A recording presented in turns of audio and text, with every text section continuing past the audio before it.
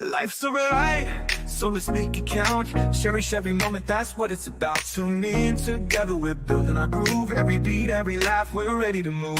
A little laughter, some love, we're soaring high. Every single episode reaching for the sky. News on the airwaves, spreading good vibes. Friends together, watch how our spirits rise. Kick back, unwind, leave the troubles behind. This podcast is gold, the treasure you'll find. With every word, we'll light up your day. Join the conversation, let's laugh all the way. A little laughter, some love, we're soaring high. Every single episode reaching for the sky. News on the airwaves, spreading good vibes. Friends together, watch how our spirits rise. Kick back, unwind, leave your troubles behind. This podcast is gold, a treasure you'll find. Hello. Good afternoon, everybody. Thank you for joining us. I hope you're all having a great start to your weekend. Of course, I'm not going to be joined by Doodle. I haven't spoken to Arctic or Mama Bear, so it looks like I'm all by myself. So, meatballs for lunch it is. Thank you guys for joining me today. I hope you're having a great one, like I said. I hope you had a great night. My apologies, guys. I would have done a morning show, but my internet just now came back on around noon. It went out yesterday about 5, and it's been gone since then. So, again, that's why we didn't do an evening show last night. We will be catching up with the Paranormal Friday thing sometime this weekend. So, again, my apologies for anybody that was looking forward to that. I'm sorry. I had no internet until about noon today, so I couldn't do nothing, guys. I'm sorry. And that's why I said I couldn't do anything this morning until about just a little while ago. It came back on around noon, I think it was. And I had some stuff I was doing in the midst, and I realized that it came back on. So then here we are. So I figured we could do a little lunch thing. Meatballs, it is. So thank you guys for joining me. I appreciate you guys so very much. I hope you're all having a good one.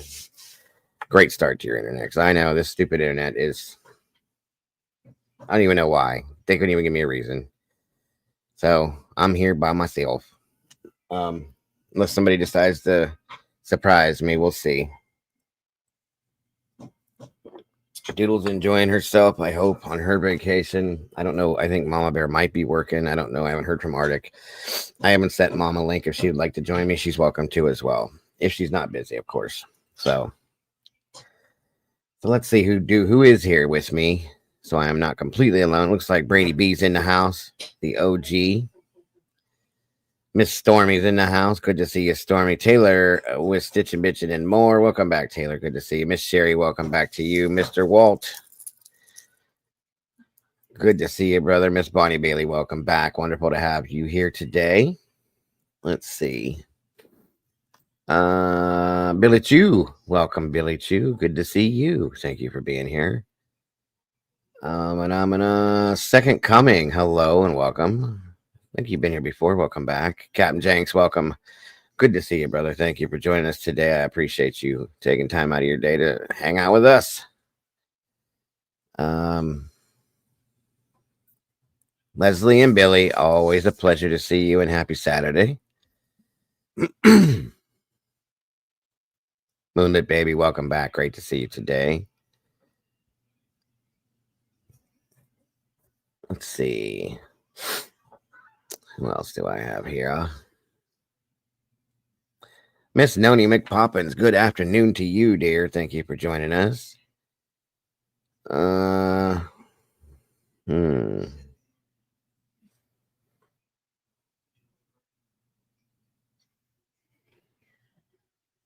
It probably is. We're going to look into that for sure. Let's see.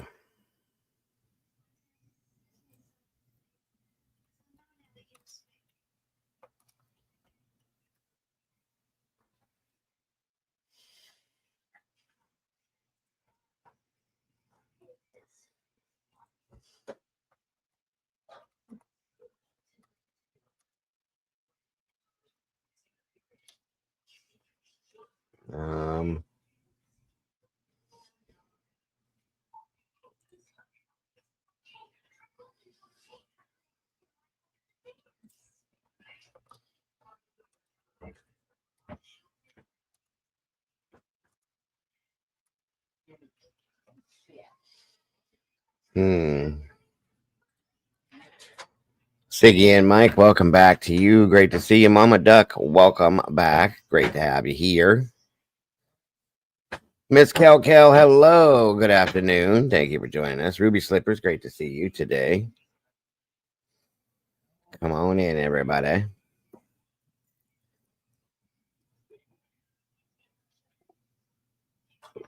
Thank you, Kel. Hope you're having a great start to your weekend. All of y'all. Ho, ho, ho. It's Dago Claus. Hey, it's almost Christmas. I got to be a little bit festive. Let's see. Anybody else I'm missing? Come on in.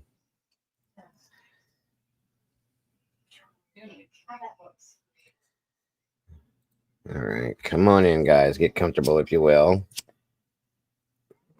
Trying to give everybody just a few minutes to make their way in. Then we'll get. It's lonely up here. I'm not used to this. I usually got, if not one, at least a couple people in here joining me. But hey, it's okay. I can do it. I can do it. I know, Miss Sherry. You're ready for Christmas to be over already. It's okay. Thank you, Victoria. Good to see you.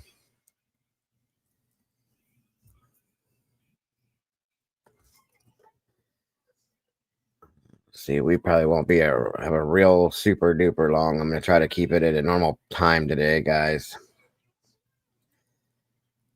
Come on in, everybody. Absolutely, Kel. Well, I tell you right now, what have you got going on, Mama Duck? Baby watch. Uh-oh. Grandma, huh? That's a heck of a Christmas present right there.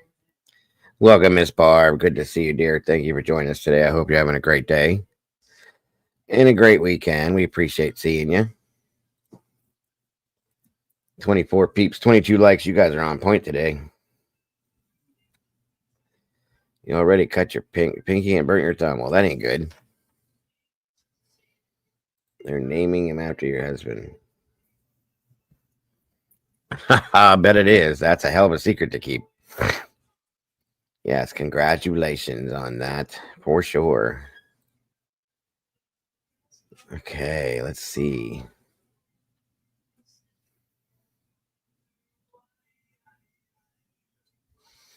My granddaughter's in there watching Grease. How about that? I never thought she'd be interested in that. She loves it. When she first walked in, it had just come on. She's just got here. My mother-in-law's in there, and my son's here. My wife's about to be home, and she's looking at the TV, and she went, "Can we change this?" And I said, "Sure." And I picked up the remote, and just as I was walking in here, and I said, she goes, "Wait, stop." She had started watching it, and she goes, "No, you can leave this on." I went, okay. And she hasn't stopped staring at the TV ever since. It's hilarious. I don't know, Mama Duck. We're going to talk about that a little bit today. We've got a couple things that we can delve into that's going on in our world today. And we're going to talk about them. We was talking about them yesterday and the day before.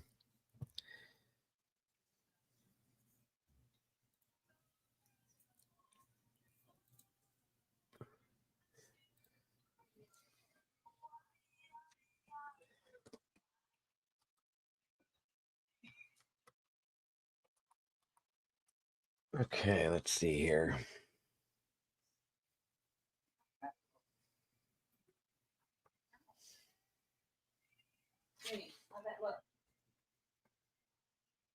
Let me see. Oh well, thank you, Ruby. I gotta re-dye it, but you know, maintenance is fun. What are you gonna do? Man, what's going on? Good to see you. Good to have you here. Sammy Reeser, hello. Thank you for joining us.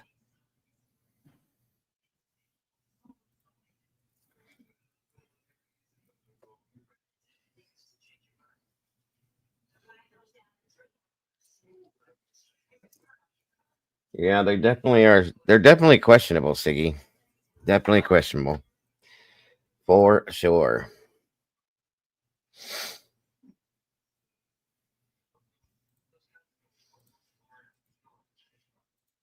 Okay.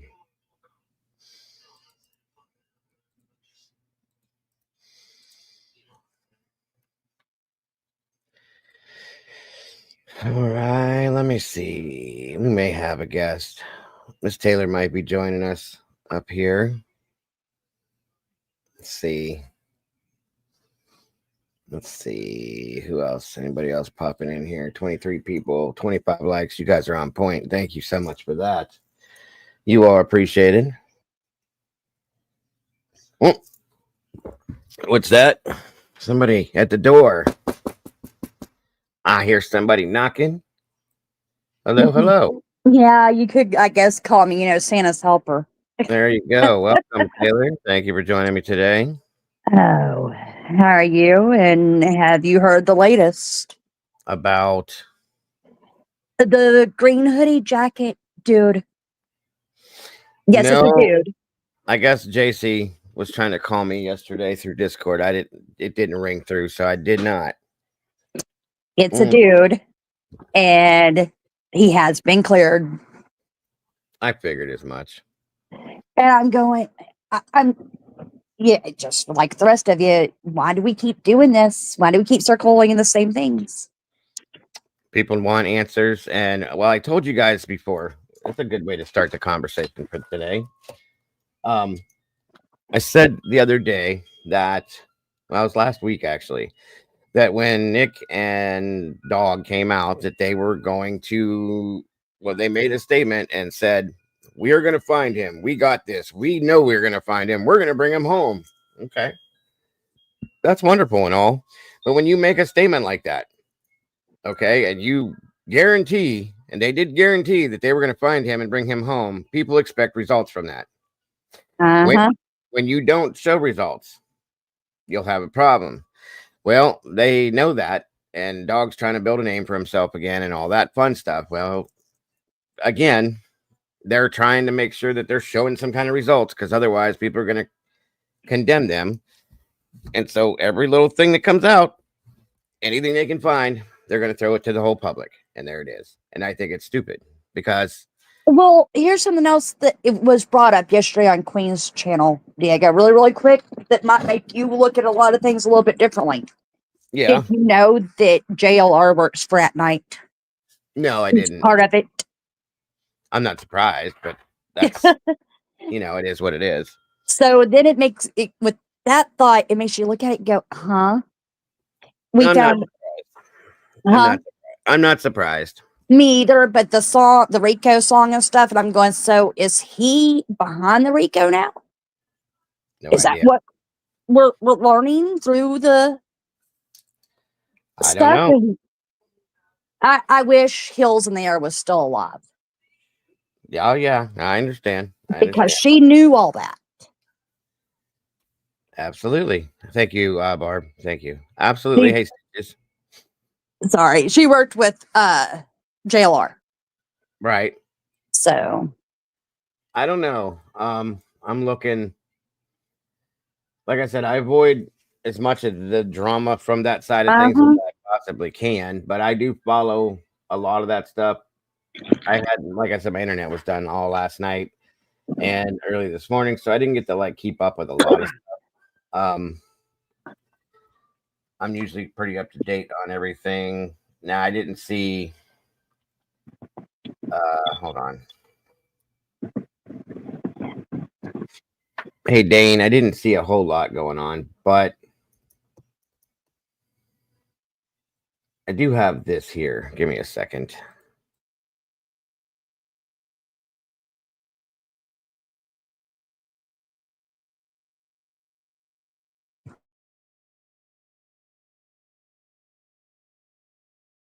I'm sure all you guys know Nick Barris has been the reporter that has kind of stayed with this case from Sumner County, from that area, I should say.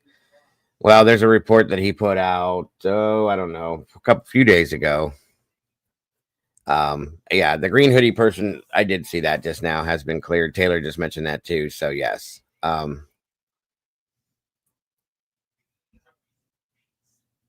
Yeah, absolutely. Mama Duck for sure. Let's see what Nick's talking about real quick, and then we'll move into that conversation a little bit. The Amber Alert active, and now nearly 10 months after Sebastian Rogers disappeared, those leading the search effort say no one is giving up. It's not a cold case. It's an active and ongoing investigation. Sumner County Sheriff Eric Craddock has been on the case since Sebastian disappeared from his Hendersonville home back on February 26th. Since then, hundreds of tips have been investigated, and to date, there still have been no confirmed sightings. In that vacuum, rumors continue to run rampant online from less than credible sources. Well, it's real easy to sit on social media and make those comments. Sheriff Craddock says investigators deal with facts, seeking evidence and hard leads. There have been few official updates in recent months, but the sheriff says investigators meet weekly about the case. I've been pretty transparent. There is some information that's just not releasable, right? And that's only because any information released could be prejudicial to the case. And a successful resolution is my ultimate goal. There's not a day that doesn't go by that I don't think about Sebastian.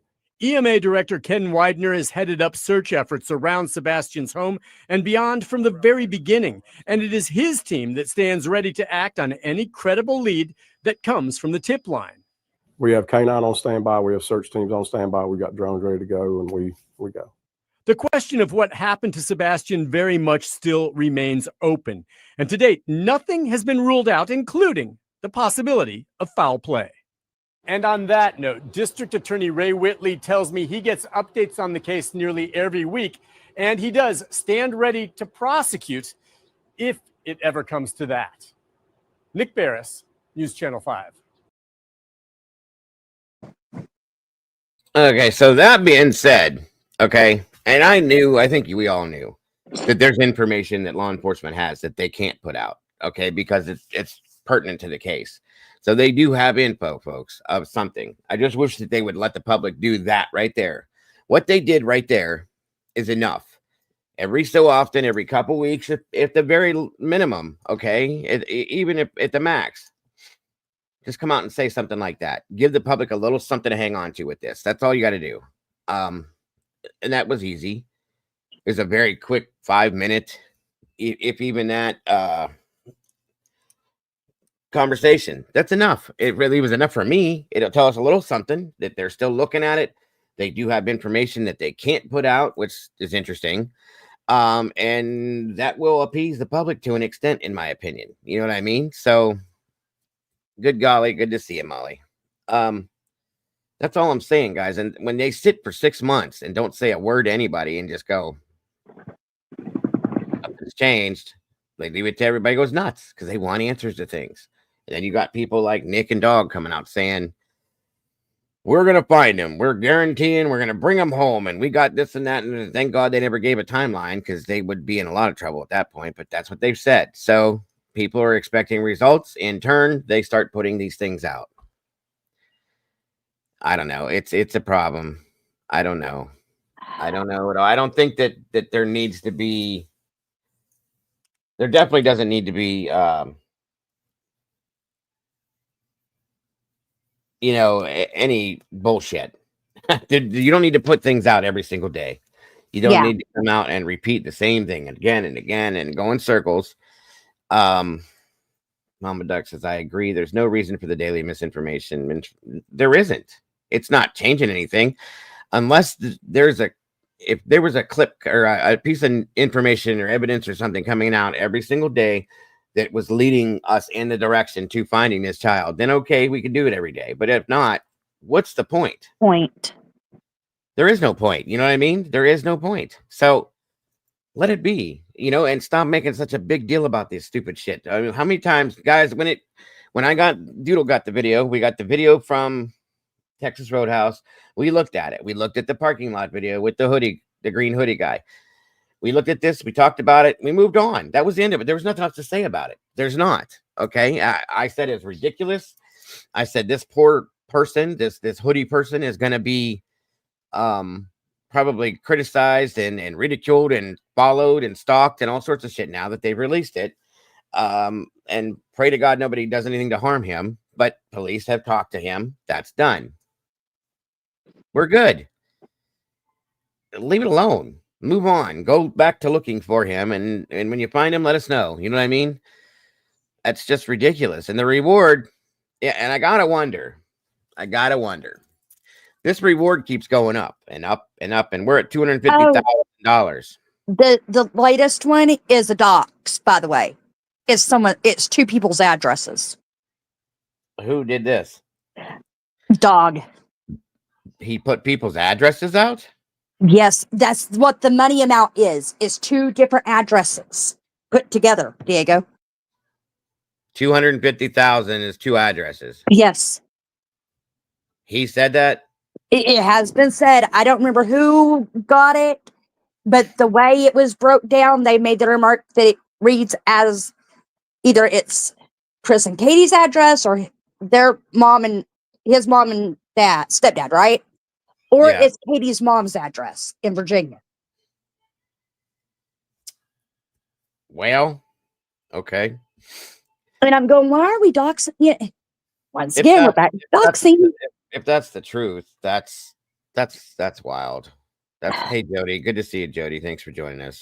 Well, you know the rumors on the YouTube streets and how they get. So they do get wild out here, but there were people saying that the thank you, Molly. Hold on a minute.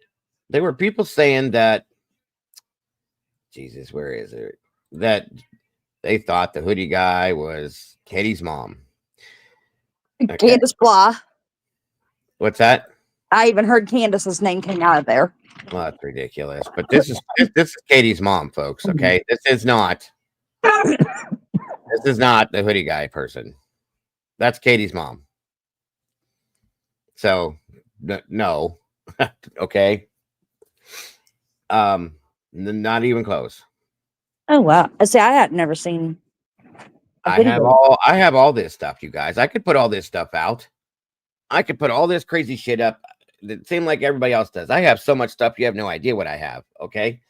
But I'm not going to put out stupid misinformation to you guys. I'm going to put out factual information, things that I'm going to verify and vet to make sure it's right before I put two things together and say, here it is. I'm not going to do that just to get your attention. I'm not going to do that just to get views from you guys. I want to do it the right way. This is a child's life we're talking about, not a game. And I know you guys respect that. Okay. And I know you guys wouldn't want me coming out here throwing all this stupid shit out that everybody else is putting out. I'm not going to do that. I have it all. I have everything you can think of on this case just sitting back here. If I wanted to put all these things together and go, here it is, and get 6,000 views, I could do it. It's not worth it. I have morals, just like the rest of you guys do. And it's not going to find Sebastian. If anybody that's doing that, you're not finding him. You're not leading anybody to any direction with him. It's not going to happen. So thank you so much, Cap. Appreciate that. Diego, I keep replaying in the back of my head stuff that Seth himself has said. Mm-hmm. You know, and I'm kind of like some of the rest of you. I think he might be closer to Oklahoma than what we realize. Does that make sense? Without saying it. No, I mean, I know what you're saying. Here's the thing, though. I've listened to everything that Seth has said.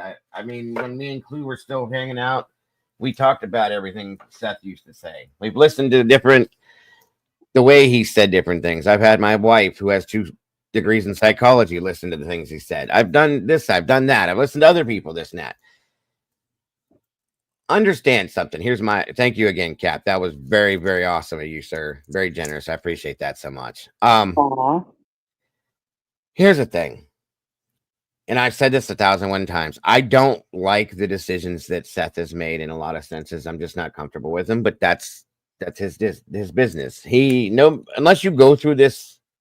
Oh, I'm going to take this down. We don't need to keep looking at that. Unless you go through this, you don't know how you're going to react to it. Now, I still feel like Seth is very possibly on the spectrum himself. Okay. And he's never been through anything like this before. There's that. So if he's not being that he's never been through it, being that he's never experienced it and he's never seen it happen before, he's never followed anything like this. He doesn't and probably didn't know how to act and what to do. Okay. And then he starts following YouTube. Big mistake. That was their first mistake, was getting on YouTube.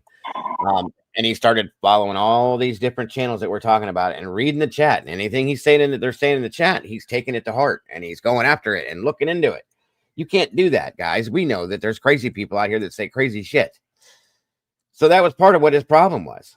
And some of the things he's saying, I think, are based on things that, and the things that he has said, not recent, but just in general, are based on feelings that he's gotten off of things he's seen in chat, things that he just thinks in general, things that he allows the hate and anger that he has towards his ex-wife, Sebastian's mom, and Chris come out of him and form into something else. I think that's where a lot of this stuff comes from.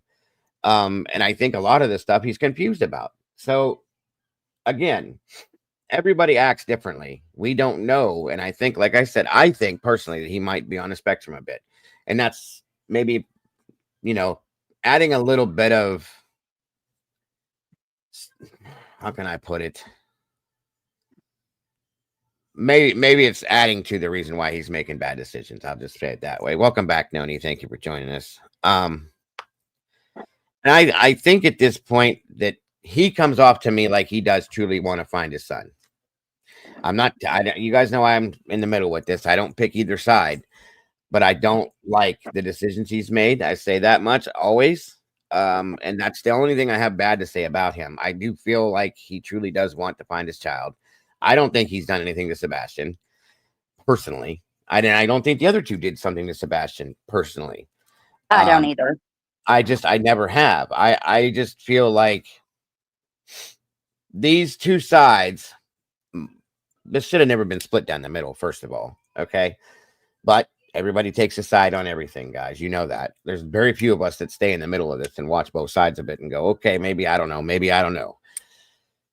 And that's a hard thing to do. It really is. There's times that I've felt like leaning one side or leaning to the other side. But you can't do that because then that causes more chaos. That's why I haven't. So, but again, like I said, I've always questioned the decisions he's made, and I've had questions, you know, why are you doing this? Why did you do that? Now, I don't like the people that he has surrounding him. I'll tell you right now, I really never have. Some of them I did before they all got booted when Tony showed up, but I've never had any problems with. Well, the Proudfoots have never had people around them. They've done all what they did, whatever they've done it all on their own. They haven't brought other people in. They have a PI. That's the only thing they have. Who it is, I can't tell you because they're not putting anything out. Like Seth puts all this stuff out online. So go ahead. I was going to say, isn't there PISF? Because that's been put on X. He's not really their PI. He's just a PI that's looking for. He came out looking for Sebastian a long time ago. He never claimed a side that he was sticking with. But I guess in a sense, yeah, you could say that he's working for them. Because he did put out on one of his X, I don't remember if it was yesterday or the day before, that he was the only active PI working the case. He is, because there's no other credible private investigator working this case. So, and real private investigator. That's the problem right there. They have said that they have a PI on that works for Seth, but I don't know that it's a real person. I truly don't. I've never seen or heard of him. Never seen anything come from that side of things. And Steve has been doing what you're supposed to do. And that's this. Not talking about anything he knows or sees or finds. He takes it to law enforcement like you're supposed to and walks away. And they put their own things together with it too. So, let me see something here.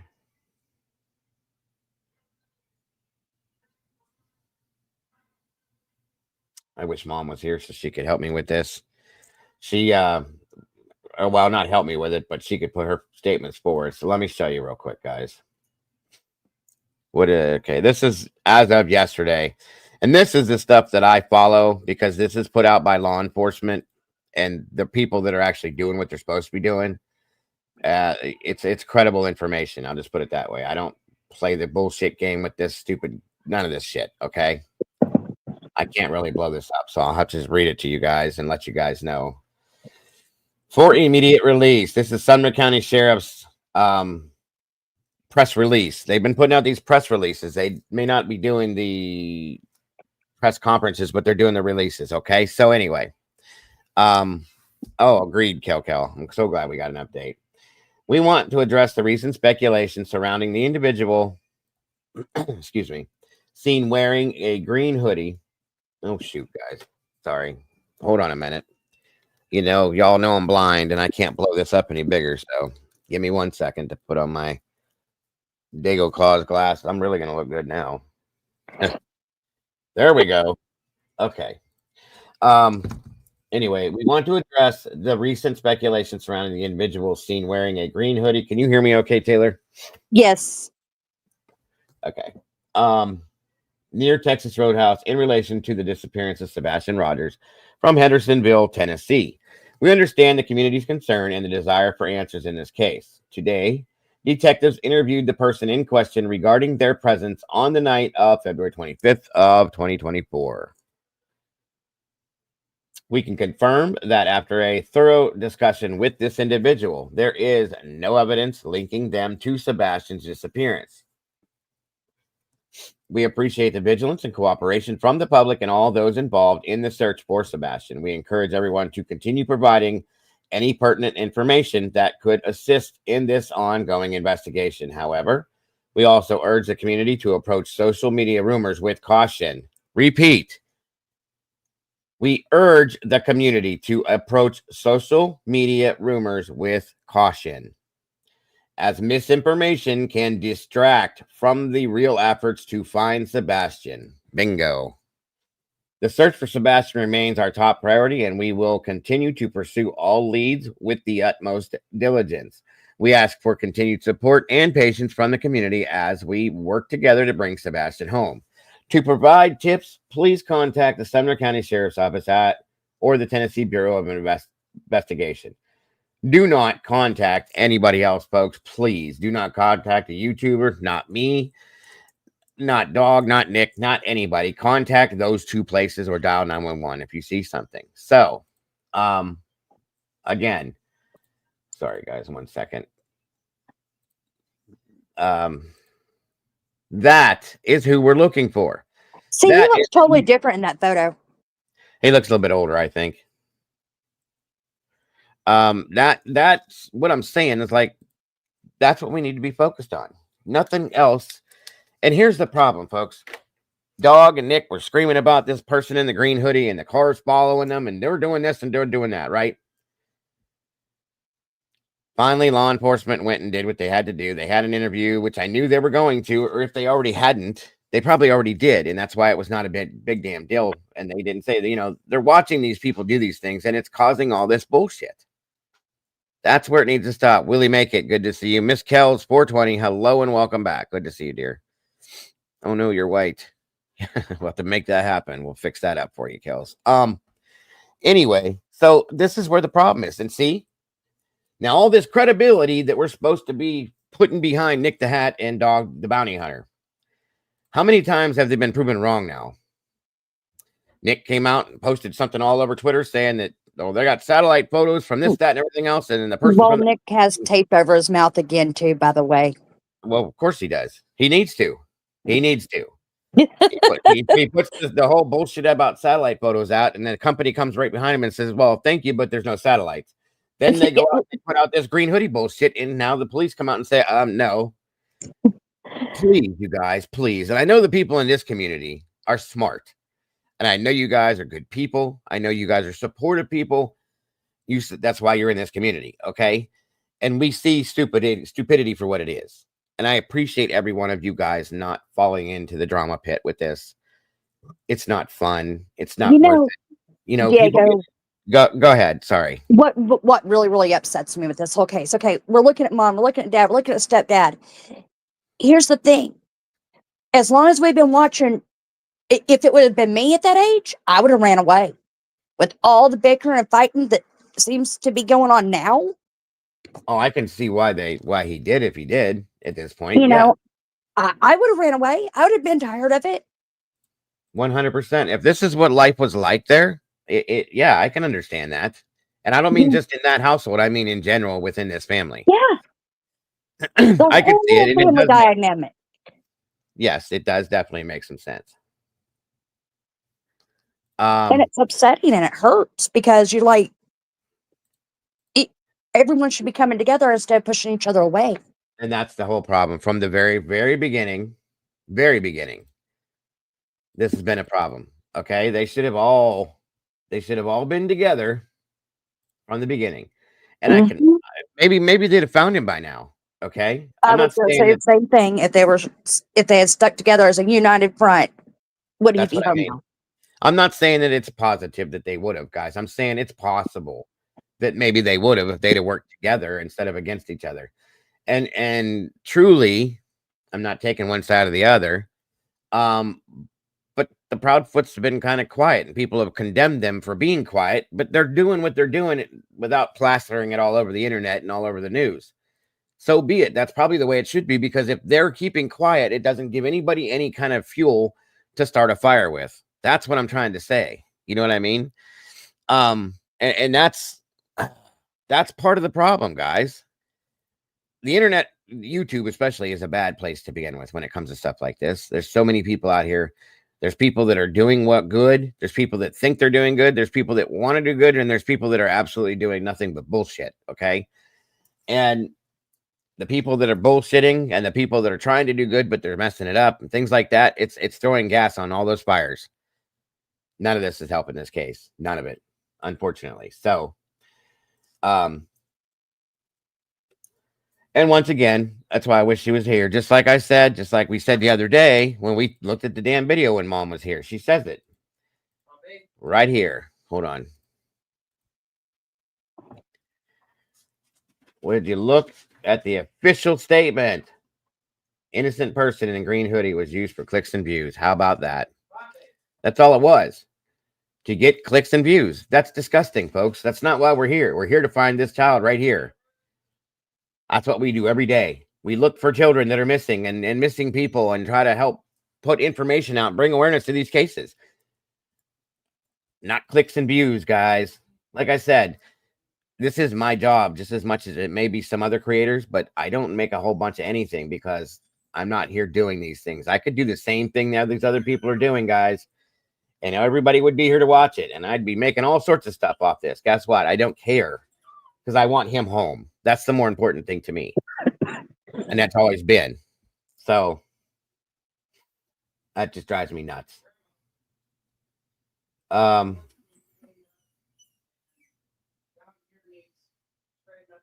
See, actually, JLR just said, how embarrassing. 2 hours ago, a self-claimed Emmy-nominated journalist sharing out a $250,000 reward, Sebastian Rogers reward flyer that was created by a guy on parole for spreading misinformation. I don't think he works for At Night. Making that statement, I don't think he does. Yeah. Well, see, I just tell you the rumors that were going around last Oh month. yeah, I'm sure there's plenty of them. And I didn't think he would either, because him and Seth aren't very fond of each other at this point. They used to be, but not anymore. So I'm just saying that no. And I got to agree with him. As much as he irritates me, JLR does, at least he's trying to do the right thing and not go with the drama. That's all I'm saying. Well, I've had love-hate relationship with JLR. Does that make sense? Everybody does. Don't feel bad, Taylor. Because there's times I just want to palm my forehead and go, "What's wrong with you?" And then there's times I'm looking at him going, "You actually are making some sense." There's days that he'll do the right thing and he'll go to. He's like I said this last couple weeks ago. JLR reminds me of the Sour Patch Kids commercial. Truly, you ever watch the Sour Patch Kids commercial where they come out and they'll blow up your house and then they give you a hug afterwards? That's what this guy reminds me of. No lie. Just saying. All right, let's see this video here, what this is all about. It might be the same one we just watched, but we'll see it anyway. Oh. No sound.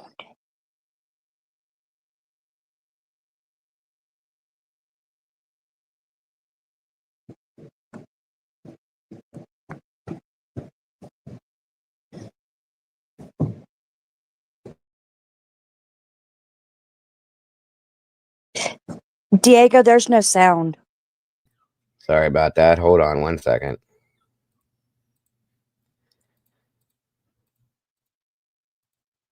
Let's try this again. My apologies, you guys.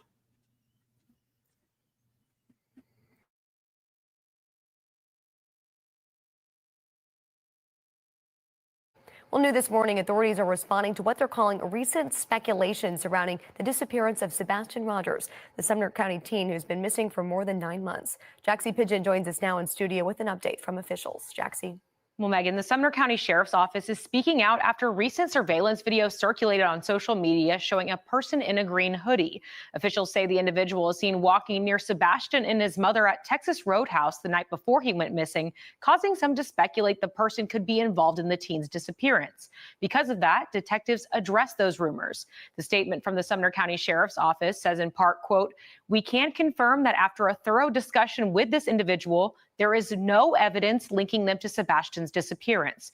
We appreciate the vigilance and cooperation from the public and all those involved in the search for Sebastian.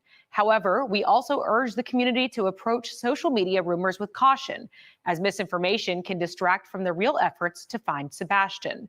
The reward for information on the teen's whereabouts increased to $200,000 last month. However, last week, Dwayne Chapman, better known as Dog the Bounty Hunter, announced on social media that the reward was up to more than $225,000. All tips can be reported to the Sumner County Sheriff's Office or the TBI at 1-800-TBI-FIND. Megan. Basically reiterating what was said. 1 second here.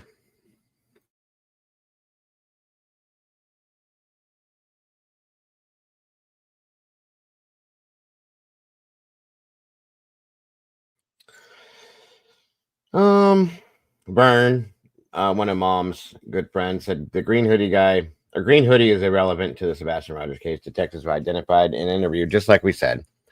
So once again, we have two people that have stepped into this case on top of the other people that have stepped into this case. I don't care. I have no qualms of calling their names out.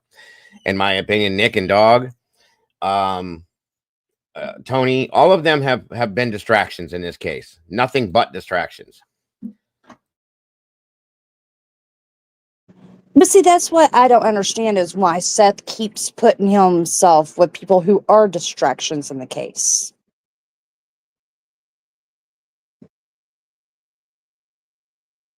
What? Say that again.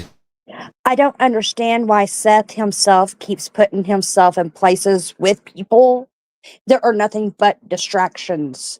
Well, away from his because son. there's one person that came into his life that has allowed and pushed for this, in my opinion. Before Tony showed up, there were credible people surrounding Seth, okay? And they were willing to help. When Tony showed up, Tony said, get rid of them all. That's what he did. And now nobody has any credibility wants to have anything to do with Seth, sadly. Okay? That's what's going on with this. That's what's happening. Pascal's the one that brought Tony aboard, right? Say again? Pascal was the one that brought Tony aboard, right? Pascal he didn't bring him aboard, but he told Seth about him. Pascal didn't know him that well, but he knew of him because of the other case that he was working and didn't know probably all the bullshit that was going to happen from it. So I'm not blaming it on Pascal. I'm just saying he was just trying to help Seth and hook him up with somebody because Seth was looking for. Yeah, I wasn't blaming it. I was just like, that was where Tony came from. And I'm like, I still don't, I'm trying to wrap my brain around it. It was kind of like at the very beginning of the case, I kept making it work with the whole Tony thing, that Don Wells would have been a better PR person than Tony. You know? Right. Yeah. And I agree with you in some senses, Cap, that it does keep it from getting cold because it's constantly talking about him. But I don't believe it's keeping it from getting cold out here. Law enforcement's not stopped. They're not going to, because they have a parent that will not stop pushing them. Whether they wanted to slow down or not, they're not going to be able to, because that's one thing I will say. Seth does not stop pushing, okay, which is a good thing. But the way he's handling things is not the right way to do it. So I can agree with you on that, Cap. It does keep it going to the public. It's just, it's not good press for it. It's all negative stuff, in my opinion. That's all. Let me see something here. Like I said, though, I feel bad for Seth in some senses, guys. I really do. Because you have these people that have surrounded him now that are causing him more problems and making him look like a fool because they're connected to him. That's the problem.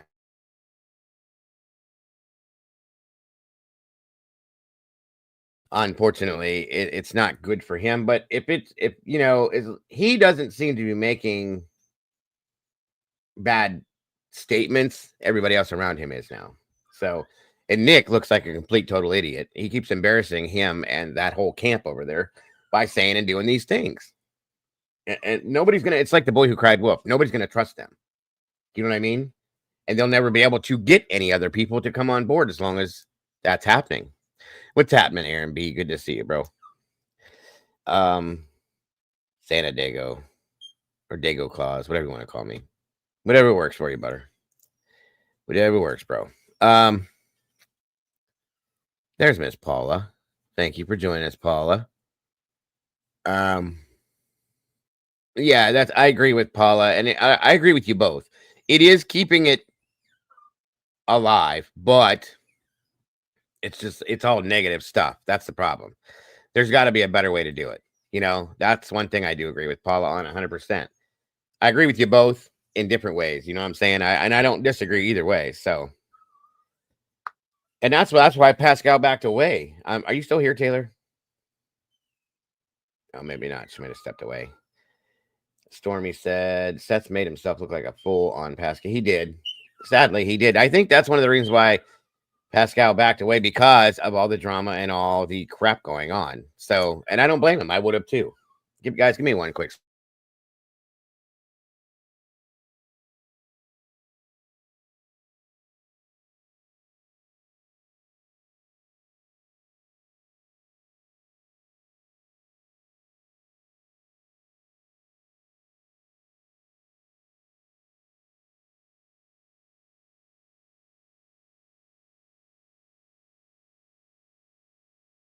Okay.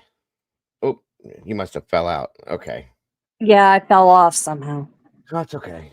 I know when you're on here, if you're on your phone, you can't really touch anything else or it'll knock you off. So, let me see something here, guys.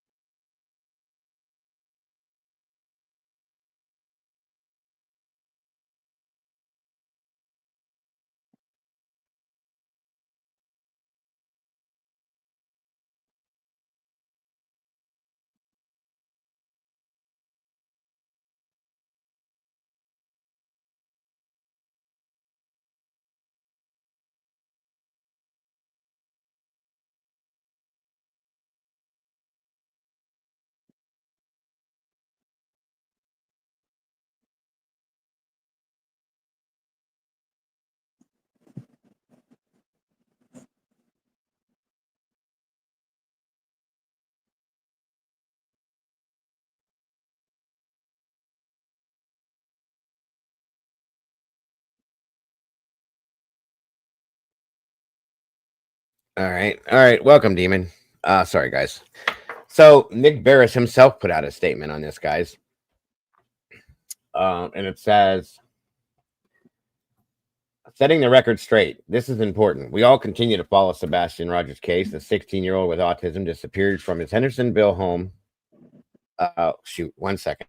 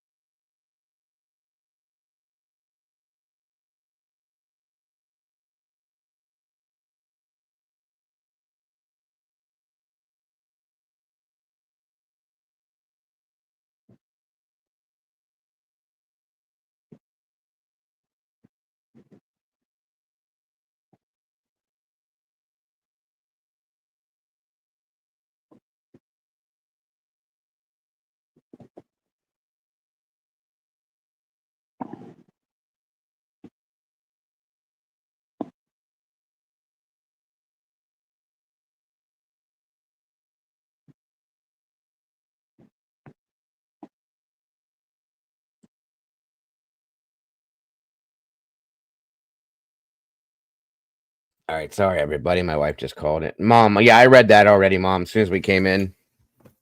There's a link for you in Discord too, by the way, Mom. If you want to join me, you're welcome to. And I read all that other stuff, but that's really all there is, guys. There's nothing new. And when I go by comfortably what law enforcement says, that's what they said. End of story. Once again, like I said, Nick and Dog have made fools out of themselves. Yes. Let them keep doing it. Let them keep doing it. Well, see, and I'm surprised anyone believes anything comes out of Dog's mouth after the Brian Laundrie's case. That's one that, you know, yeah. And wouldn't as be for well, him. Summer Wells too. That's the only update there was, Demon. This came from, like I said, Nick Barris. It says where I was at. Amber Alert remains in effect. The case is open. I personally am in almost weekly contact with Sumner County Sheriff, TBI, EMA director, and the district attorney. And you guys heard what the EMA director said. They're on standby, waiting to do whatever they have to do if they get any information on this to move forward with it. And that's what they've been doing. They all remain dedicated to finding Sebastian, but sadly, there have been no confirmed sightings, no solid leads in that vacuum. Rumors run rampant from less than credible sources on social media. One of the most recent red herrings involved a man in a green hoodie spotted at random in video of Sebastian eating with his mother at Texas Roadhouse before he disappeared. Some were acting as though this video just surfaced and the key evidence, and it was evidence. And just like somebody had stated in here when we watched it the other night, law enforcement saw that video the day he went missing, folks. Think about that. They went to Roadhouse, Texas Roadhouse, and pulled their video. They interviewed the people there. The police were on this from day one. This isn't new stuff. And that's what people don't seem to understand it. Can you guys hear me? Yes. They're saying, are we still muted? Can everybody in chat hear me too?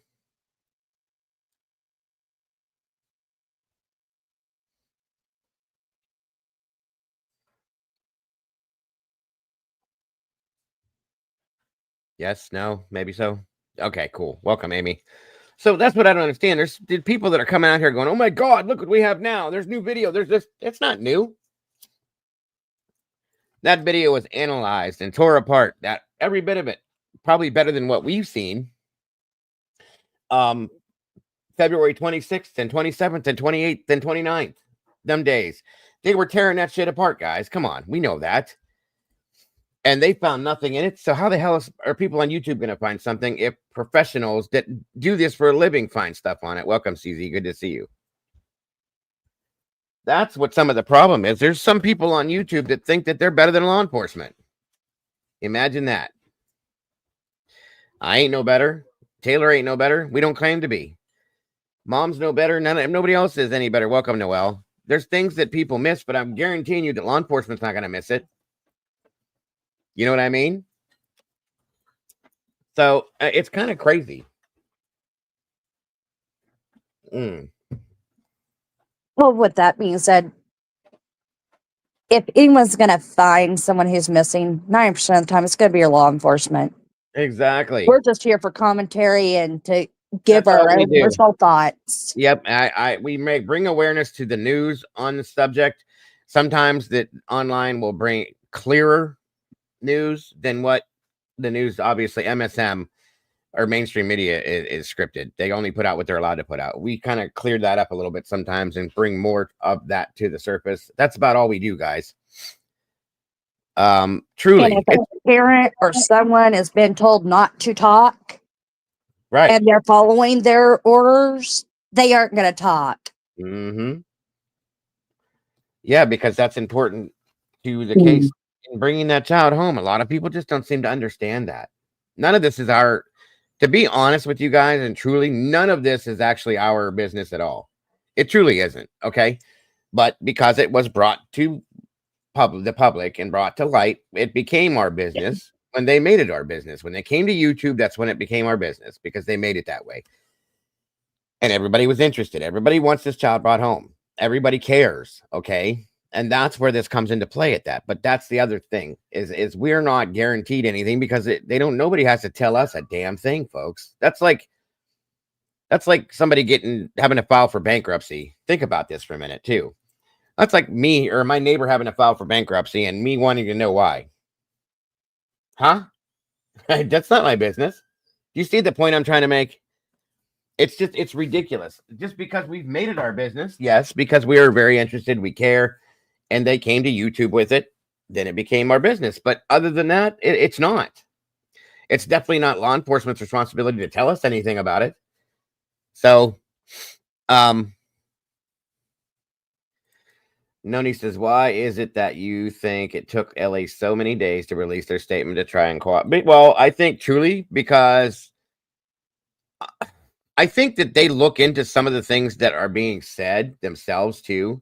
I think they take every lead that they see. I truly do. Even the goofy shit that comes out here, Noni. And they look into that as well. And they want to make sure that there's nothing to it before they come out and say, and probably, it started to get a little crazy. And they were probably worried that somebody was going to harass this person, like I said. Okay. And they're trying to put a stop to something before it happens. That's my opinion, truly. Great to see you, CZ. Thank you for joining us. That's going to be the next thing we talk about, Cap. That's a crazy situation. So, and then you have people over here that are making, and this is what pisses me off. Steve from SF Investigates definitely does know what he's doing. Okay. And there's people that are trying to discredit him. Now, Steve never came out here and told them that they were idiots, did this, did that. People are saying SF proves yet again that he still doesn't understand what's being investigated. See, that's wrong. Don't do that. This is the only guy that's actually doing something. It's ridiculous. There's people that are pulling out people's pasts, okay, about the things that have gone on in Katie's family's past and this and that and everything else. None of that has any pertinence to this. It doesn't. Why are we talking about it? We're not, but why are they talking about it? It has no bearing on where this child is.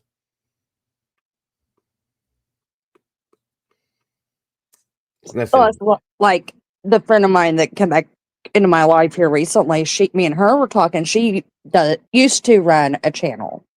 Yeah. And she's like, I want to deep dive into Spash's case. Where do I start? I was like, well, Right. Avoid these, go towards those. Because, I mean, she was really, really, really high into Summer's case. Mm-hmm. Yes, I know you know who to look at and who not to. I was like, go to Diego's channel. Well, I appreciate that. There's some that may not steam a Clue, but go to Clue's channel. Listen to what she has to, that's how I do it. I don't like Dolly, but I will catch myself every once in a while in Dolly's chat going, huh. Mm-hmm. Very true. Very true. Mom even said here, just because it is put in a video on YouTube does not make it fact. See, just because a Twitter personality posted it does not make it a fact. For facts, visit the TBI website, 100%, FBI website, 100%. Christmas is among us. Amen to that one. Thank you, Mom. Feelings are not facts. Like I said, a lot of people sit here and look at something and go, oh my God, and forget that there's a multiple law enforcement agencies that are following this. You don't think they look at that stuff first? Come on. You know, we're not like natural born detectives here that are coming out of nowhere going, oh my God, look what we just found. No, but people want, and that's the sad part, guys. Like Mom said back earlier in this thing, people want clicks and views so bad. They don't care what they're putting out because they know people are going to run to watch it. That's sad. That is absolutely sad. I don't know. And like I said, I feel bad for the hoodie person. And I think that's why maybe law enforcement put this out so that people will not try to go after that hoodie person and leave him alone. He has been interviewed. He has been cleared. He has nothing to do with this. So I hope people leave him alone. Well, although I did tell the boyfriend last night whenever they released that, I was like, the only thing is I wish they would have kept it to themselves. Kept it under hats. So Well, that way, it should have been, Taylor. You're right. But as long as we're looking over here at him, cops and stuff can get their stuff done over here. They need to be getting done. You know, that's the first Nick. That's what At Night did. They brought this out and made it a whole big deal for the internet to go crazy over. For no reason. And like I said, the night I said, here's the video, guys. Nothing going on here. Nothing to see. They're eating dinner. Oh my God. She took a picture of her own child. Holy shit. Sebastian looks so much like Katie, though. Yeah, he does. In mannerisms, even. Oh, absolutely. That's her child. There's no two ways about that. It saddens me to no end either. I mean, truly, because it's now Christmas and this child's not home yet. That bothers me. It really does. Nick the Hat, Jody, he's part of this At Night investigation, this whatever it is with Dog the Bounty Hunter. And I think, Noel, that they did that because they didn't want people going nuts over that and causing problems and going there and doing this and doing that. Truly, I will say that to me, I never did understand the whole trash truck thing. Why you said that, because it can't be. It just can't be. So that's one thing I will say I do disagree with. I don't know. Bert Stagg's news insinuates the reason Sebastian's father was cut off from receiving updates from law enforcement was because he broke their trust. Well, that's a good point. I mean, if law enforcement comes to you as a parent and tells you certain things and says, kind of keep this to yourself, and you don't, they're going to stop telling you things. That's truly because you can screw up the investigation, you guys. I'm just saying, I don't know if you heard me, Mom. If you're not busy, there's a link there if you feel like joining us in Discord, hon. And if you're busy, I understand.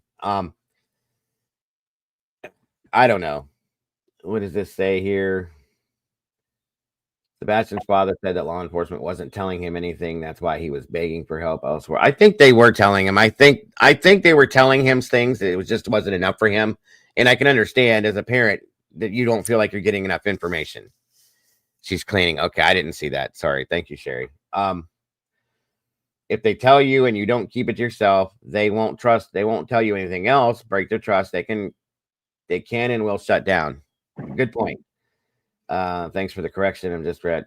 So that's really all there is, guys. There's truly nothing new other than that statement that I'm grateful that law enforcement finally put out. So maybe people will stop, you know.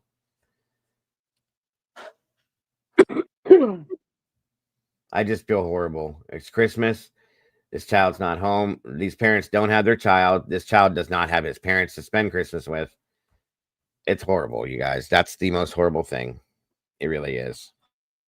For me, it was the birthday coming up. Or whenever, last weekend was a hard one for me to sit there and I was just like, this is so saddening that families are fighting amongst themselves during this. You know? Absolutely. Absolutely.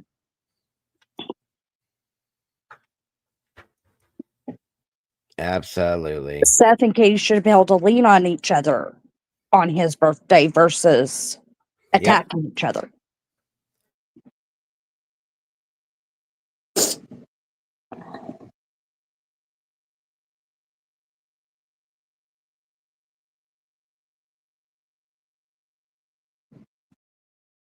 Anyway, so that's really all there is, truly.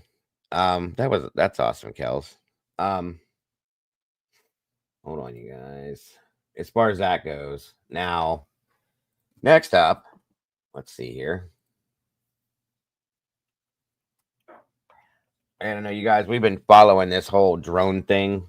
Thank you again, Cap, for that super chat. Appreciate that. Very generous of you, sir. Thank you, by the way, again, to anybody that has donated to the Venmo, Cash App, or the PayPal links that's scrolling on the bottom of the screen there. That's amazing too, guys. We don't expect you guys to do that, but we do definitely appreciate it so very much. You guys are very generous, and I appreciate it so much. It helps to keep the channel running, so thank you again.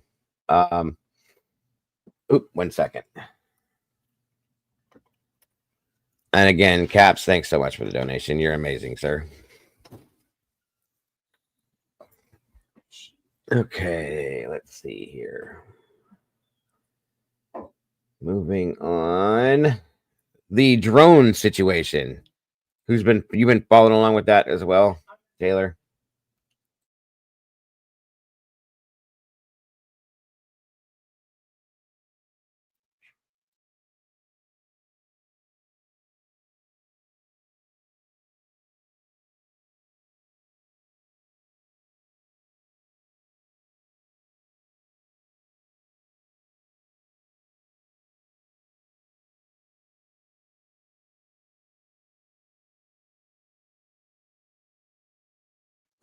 Sorry, I had to step away to go get something to drink for a second.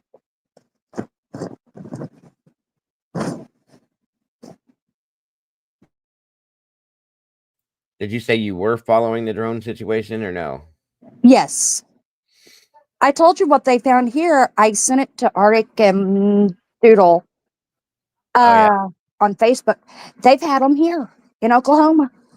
They've been everywhere. They've been popping up all over the place recently. It's crazy.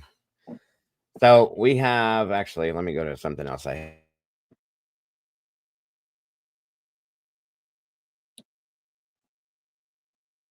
to something different here that I had for that. 1 second.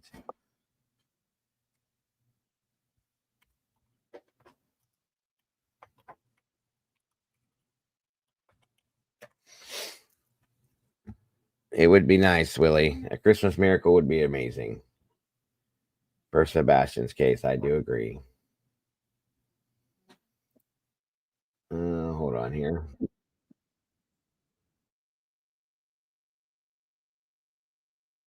Sorry, everyone. All right. Uh-oh. There she is. I didn't realize you were cleaning, Mom. You didn't have to pop up. That's okay. It's all right. I don't mind pop. I appreciate you very much. Well, let me show you guys this clip real quick, and then I'll conversate with Mom as well. So now I got Taylor and Mom. Lucky me. Lucky me. All right. Are you okay? Doing okay this weekend, Mom? Yeah, I'm all right. Same shit, All different right. road. Yeah, how about that? Isn't that nice? Yep. All right, hold on, guys. Mystery widens. Today, people in the New York metro area are reporting a growing number of drone sightings in their communities following a wave of mysterious drone appearances in the skies over New Jersey. This is sparking significant concern among residents and local and state leaders. The White House and the FBI says there is no evidence that the drones pose a national security threat or have a foreign connection, but that's only adding to the confusion. So far, there are no explanations as to what they are, where they're coming from, or who is launching them. For weeks now, the drones have been spotted over homes, critical infrastructure, and sensitive government sites. Today, frustrated lawmakers have gone from asking questions to demanding answers.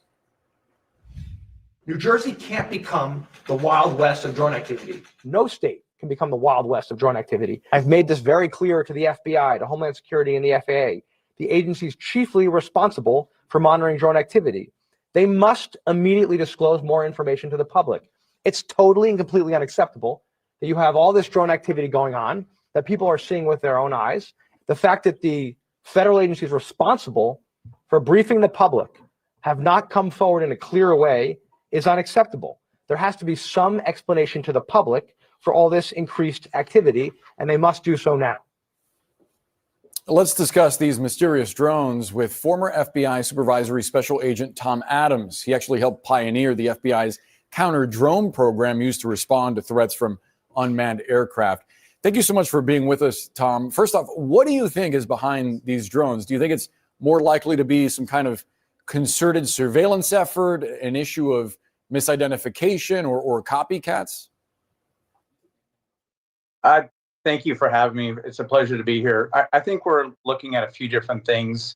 First, I do believe that there are probably some legitimate visual drone sightings by alert residents and law enforcement in New Jersey. Now, what these drones may be doing, if they're nefarious or not, we don't know. Are they or not following FAA rules and regulations? That's up for debate. I think we're probably seeing some copycat drones flying up in the air with all the media attention. So we're seeing a combination of that. And I do also agree with the DOJ or the FBI and DHS assessment that some of these blinking lights in the sky are actually crewed aircraft that are navigating the airspace. During many operations that I was involved with, as well as investigations into suspected drone sightings at critical infrastructure, it was common for things like planets, believe it or not, low Earth orbit satellites and crewed aircraft to sometimes be misidentified. But I think the big point here that we're seeing is that the vulnerability is being demonstrated that current federal laws and regulations really limit the types of tools and technologies that owners and operators of critical infrastructure can deploy, as well as state and local law enforcement. So we haven't had any meaningful counter-UAS legislation since 2018. So I think we're well past due for lawmakers in Congress to get to work and to shore up some of those vulnerabilities that we have. I want you to expand on that, but first I'm curious about how officials can make the determination that there isn't a public safety threat if they don't actually know whether some of these drones may be nefarious or not, or conducting nefarious activity. Yeah, so you can't look at a drone or a blinking light in the sky and really determine whether it is or is not a threat. I think that some of these suspected sightings, when you look at some of the videos, they look like smaller drones, or they potentially look like crewed aircraft that may be landing at nearby airports. I mean, that area and corridor of the East Coast is full of aircraft flying up and down the East Coast to major airports and to Europe and beyond.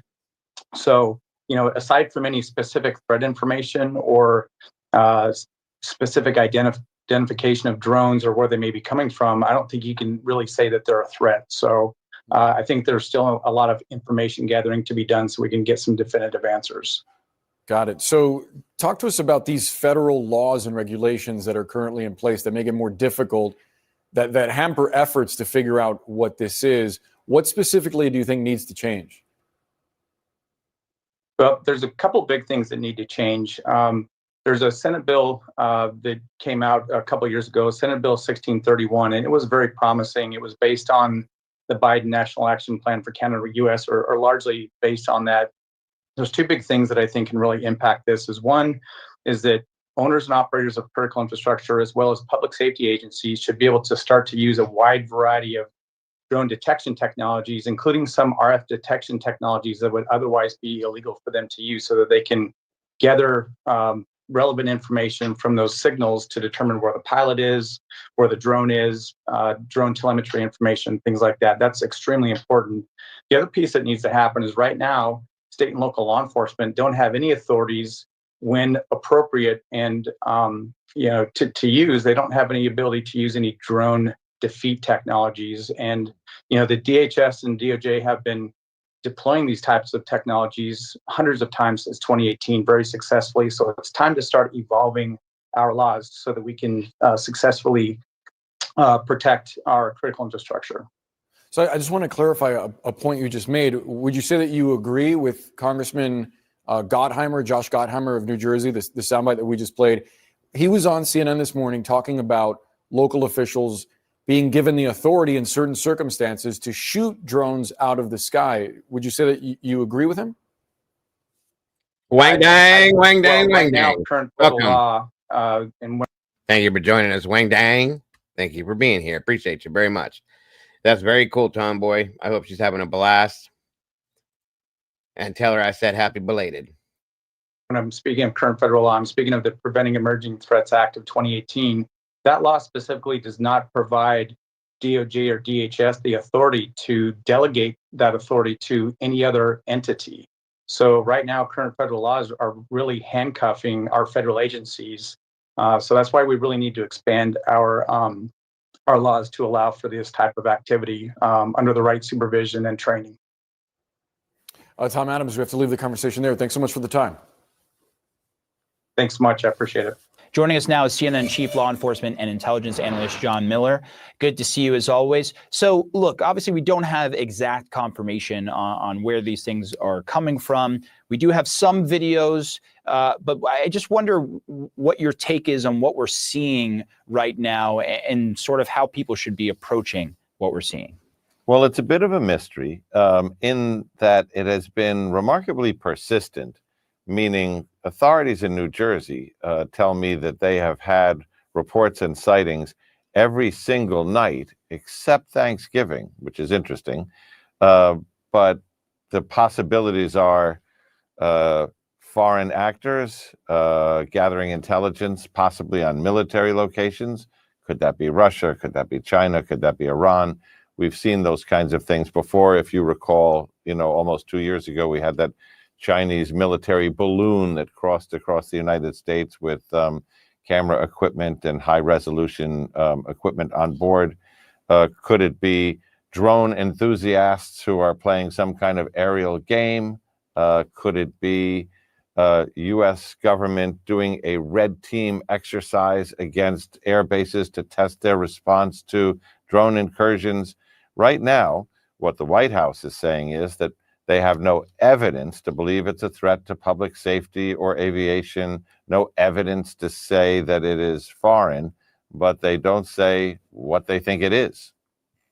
And I think that gap is what's left people a little bit concerned over what's going on. And there is a military installation in the area, Picatinny Arsenal in northern New Jersey. And I talked to one of their people yesterday, and they told me they had sightings, confirmed sighting, as they described it, back on November 13th.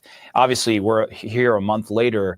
Are you surprised that either the government at the state level, local, or even federal hasn't come out with a reason as to why these drone sightings are happening? No, because we've seen this before. We had a very similar set of incidents late in 2023 that the government acknowledged only in 2024, down around Norfolk, Virginia, over an Air Force base there. And interestingly, and not necessarily related, but coincidentally, yesterday, the Justice Department announced federal charges against a Chinese national who was arrested in Santa Barbara County for launching a drone over a Space Force base, which was taking pictures. And what he's talking about is there was somebody from China that became a citizen here that's been living here for a minute and launched a drone over top of, like they're saying, a Space Force base. And he's in trouble. And they're talking about possible sleeper cells that have been here for a minute doing these things and reporting back to their home countries and so on and so forth. Maybe that's what this is. Who knows?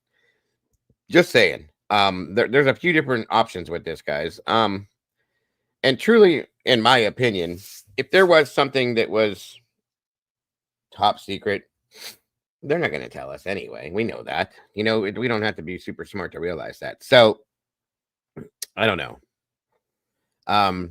But the way it's ongoing, as much as it's happening, people are panicking. That's why this is such a big deal now. Sorry, moving on. In their search warrants, they found out he had been researching the base and researching the rules and talking to other people about could he jailbreak the drone to make it fly higher and be less detectable as it went over the base. So, we know that there are people who do surveillance on military locations. We also know that there are drone enthusiasts who fly all over the place. And we're really, you've got 110 mayors in New Jersey, Stephen, and a lot of people who have sightings. And a federal statement that came out yesterday saying that we think a lot of those are just regular airplanes and people are making mistakes, which could be true in some of the cases, but it's doubtful it's true in all of the cases. And frankly, it's offended some of the officials in New Jersey who have concerns about this and are being told nothing to see here, move on. So story still developing. Yeah, and that's what kind of got me a little interested, was because if they're saying that they don't understand, and the local governments in these areas are going to the federal government saying, "Hey, what's up with this?" and they're not getting answers, well, I can understand why they'd be a little irritated. I can say that much. Let's see here. There was some new stuff on this. Give me one quick second. Oh, yeah. There's been more than just New Jersey, by the way. And I guess there was a couple that were seen here, actually, in my state. So I don't know. This is new in regards to multiple states, guys, just so you know. To bring in 3 eyewitnesses to these unexplained phenomena. And they're not just any witnesses, but 3 names that we all know very well, people that I know well and trust and are my friends. News Nation correspondent Rich McHugh happened to be with New Jersey police last night, out doing the. He spotted the drones. We've got Dr. Catherine Ramsland, forensic psychologist. This woman doesn't lie. Can you hear me okay, Mom? Yeah, I can hear you. Where'd Taylor go? Don't know. Okay. All right. Well, before I move forward with this, what's your take on this, Mom? On the drones? Yeah. Or do you have one? I honestly believe that, and that, just to correct that guy there, I don't know who the hell he was, but that gray-headed guy, it wasn't New Jersey. It was Staten Island, and it was a press conference that was run yesterday on Fox Live. Right. And I played it. They're pissed off that they're not getting answers, and they were told nothing to see here, look there, don't look up. Now, if you guys think back about 10 years, there was a whole campaign that was called Look Up. Mm-hmm. And my personal opinion, when this comes out, I honestly believe it's going to be like a car club. It's going to be a bunch of guys and gals that are drone enthusiasts that have got together. And this is what we're seeing, is a bunch of these drones. But you've got videos upon videos. You've got a guy shooting at them. You've got one that somebody took footage and it looks like it's spraying something. Well, one of them we showed yesterday when we showed that press conference. I was showing multiple different videos. One of them, what they were taking it to be a saying it was a huge drone when it was actually a helicopter. I saw it right for myself. You can see clearly and hear that it's a chopper. That's where I'm saying there's misinformation coming along with this, just as we get with everything. There are a lot of these drones are truly drones, yes, but at the same time, there's some people that are misinforming or misunderstanding some of what this is too, and it's making it worse. So the drones don't make noise, guys. They make a little buzzing noise. If you can hear it, that's very slight. They don't sound like a helicopter. Even they're saying that there were some the size of small cars. I did see a couple, but you can't really tell from the video how big they are. I know for a fact one was a chopper, folks. We figured that out yesterday. You could clearly see it when I froze it. You could see I pointed every piece of helicopter out, and you can hear it in the background. So it's not a drone; it's a helicopter. So whatever. They were talking stupid shit, Mom. There was a mothership that was releasing these drones in Israel, and they were all coming this direction.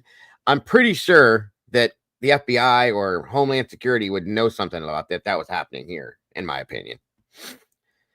So yeah, they did a press conference and said that there's not a Iranian ship setting off the coast of the United States that released a mothership that released the drones, Right. And this is what gets people all freaked out. They go to YouTube and they see a statement about that, something like that, and oh my God, we're being invaded. Guys, come on. Like, I don't get me wrong. I did get a little bit nervous, I guess, or maybe unnerved, I'll say, when the FBI said, I'm not sure what this is all about, but I don't think it's anything to worry about. I don't know, but I don't know. Is this a distraction? That's another side of it you can look at. A lot of people are saying that they think that this is a distraction for something else altogether. But I read that tweet to you guys yesterday that stated that it's believed that they're testing and setting up for something big that they're going to be showing possibly to the public, and who knows, and that CNN was actually doing pre-roll, going to that area and doing pre-roll for news broadcasts that they're going to be coming out with between now, I think, and Christmas Eve. Who knows? And here's the thing, we can't do nothing about it. There's nothing we can do. So we just take it for what it is and hope that it's something that's not dangerous or whatever. You know what I mean? Maybe they're going to come out and say, hey, guys, there's aliens and they've been with us for all these years, and who knows? I'm just kidding. I was trying to make a joke there. So I don't know. There's a lot of new technology that's being put out and being released. There's a lot of different things that are being what's the word I'm trying to think of? Amped up, I guess, for lack of better terms. I can't imagine. I did hear about the passenger drones being tested. I don't know. I don't know. I'm sure that they have stuff like that already. The whole Space Force program that was released was put out. You know they're doing stuff like that over there. Come on. I mean, this is the 2024. All right. As long as my internet stays on, I'll be back, Tomboy. No worries. Hopefully. Hey, Brian. Good to see you. So who knows? Who knows? I don't think it's end of the world stuff. A bunch of people were saying stuff like that. I got emails from people like, this is the apocalypse and blah, blah, blah, blah. I'm like, oh, my God. Okay. People are going to believe it no matter what you say to them. So I don't think it's that. I mean, like I said, if it was something the government was doing, and they're not going to tell us anyway, so there's no point in stressing about it until we see it. You know what I mean? They're just not going to say a word about it. That's how they do this. We get treated like children, and so that's why we act like children and stomp our feet and say we want to know. Just saying. This is just my opinion, of course. Nobody has to agree with me, but and before we go forward, I know I hadn't really talked to you, so obviously you agreed with what I was talking about Sebastian a little bit ago. I seen some of your statements in the chat, and I showed that new press release, and everybody sees it for what it is. Finally, you know, I just wanted your take on that too, Mom. I think that I've been preaching it from the beginning when these two morons, bottom feeders, came anywhere near his case, that this was going to turn into a shit show of speculation, clicks, and views. That's what it's turned into. I think it's disgusting. And I said it sitting right here on this panel. Another innocent person is going to be harassed, hunted down by the masses of crazies. Yep. Beware anybody in the state of Tennessee that owns a green hoodie, for Christ's sake. You know, you're immediately a person of interest to a Twitter personality and a washed up actor and their minions. So I think it's disgusting and it's sick, and I'm really, really disappointed in the local news for running that clip this morning and pushing that fake ass reward and that ugly ass poster. They should have never used that. I'm sorry. Mainstream media should have a little bit more credibility and run the freaking flyer that was made by the TBI or the FBI. The FBI one. Yep. Oh, they ran that new flyer. Yeah, this morning on one of the news stations. I don't know. I retweeted it. I didn't even see it. So they ran the flyer that the two idiots put together. They ran. It's not even a professional. Yeah. Wow. No. That's disgusting. It's not even it's in my opinion, and I make flyers. It's a crappy flyer. It has way too much information on it. It's all squished together. Yep. I don't like it. WKRN. Wow. I don't like it at all. So they ran that flyer after law enforcement said. Go ahead. Sorry. Yeah. Yeah. No, you're good. I normally have a delay because of the internet. Yeah, they ran the flyer at the end of the news, the little 3-minute, 2-minute, whatever the hell it is, news thing. Wow, and what a damn shame. And the reward's been raised to 200. No, it hasn't. No, the fuck it hasn't. That reward has not been raised. The reward that's being offered by the FBI is the reward. Right. And you know what a lot of people don't understand is in missing cases, you know, you'll hear people say, well, how come there's not a reward? Because think about it. I mean, you got to take your tinfoil hat off and put your thinking cap on. So theoretically, if I abduct a child from his home, her home, in the middle of the night, Mm. and I hold this child for, I don't know, we'll say 9 months, and a reward comes out. Okay, so is $50,000 or not going to prison for the rest of my life? Mm-hmm. Which one are you going to weigh it out at? Of course. Probably not going to give Going to two shits prison. about the reward. Well, and that's the thing, guys. That $50,000 is what the FBI said that they'd offer. Okay. The other $200,000 that's out there right now floating around, I promise you, if mom or I or both of us walked into the woods and walked back out with Sebastian and walked up to law enforcement tomorrow, we would get $50,000. If that $200,000 is never going to come, that's never going to surface. Never. I promise you it won't happen. No, how is somebody in bankruptcy going to pay a damn reward? I'm sorry. That just doesn't make any sense to me. I think that they said that because they don't expect him to be found. And they'll never have it's like, right. They'll never it's like have to put putting that a up. carrot on the end of a fishing pole and putting it out in front of a donkey and saying, Yeah. here, you're going to see it and you're going to reach for it, but you're never going to get it. And all it's done is, not only in the beginning of this case did you have two sides, which is disgusting. You have two sides. Yep. You have three sides. You have Seth's side, Katie and Chris's side, and then Sebastian's side. Mm-hmm. All this is done since these two bottom feeders have started on this case is split people up even further. Yep. So now you Yep. have little branches of trees with berries hanging off of them, and not the good berries that you want to eat. They're little dingleberries Yeah. Right. Absolutely. that are Absolutely. don't know their ass from a missing case, and they get on social media and they hide behind their avatars, and they hide behind these fake ass AI photos, and they want to talk 9 kinds of shit to people that have actually been elbow deep in missing cases before, like they know what the hell they're talking about. Mm-hmm. It's just like running Steve through the mud. I swear to you, I have been in more Twitter arguments with people in the past month over Steve than I ever have anybody. I have personally worked with this man. You talking about And I had SF two of Steve? these little, I had two of Yeah. these little bottom feeder AI picture, for lack of better words, I'll stop there, Mm-hmm. come at me. And, you give some names of the people. I said, no, I'm not releasing names. You guys are sleuths. You guys are sleuths, internet sleuths. Well, then why the hell should I have to feed you information? I'm not going to spoon feed you information because these Names other of two people bottom what? feeder morons Names of people that are Steve has spoon helped. feeding You mean? people. Yeah. And Yeah. I'm not doing that because No, cases you that don't I need have to. brought to Steve, when those people are found for privacy purposes and respect of that person, I delete everything Right. off my And social media.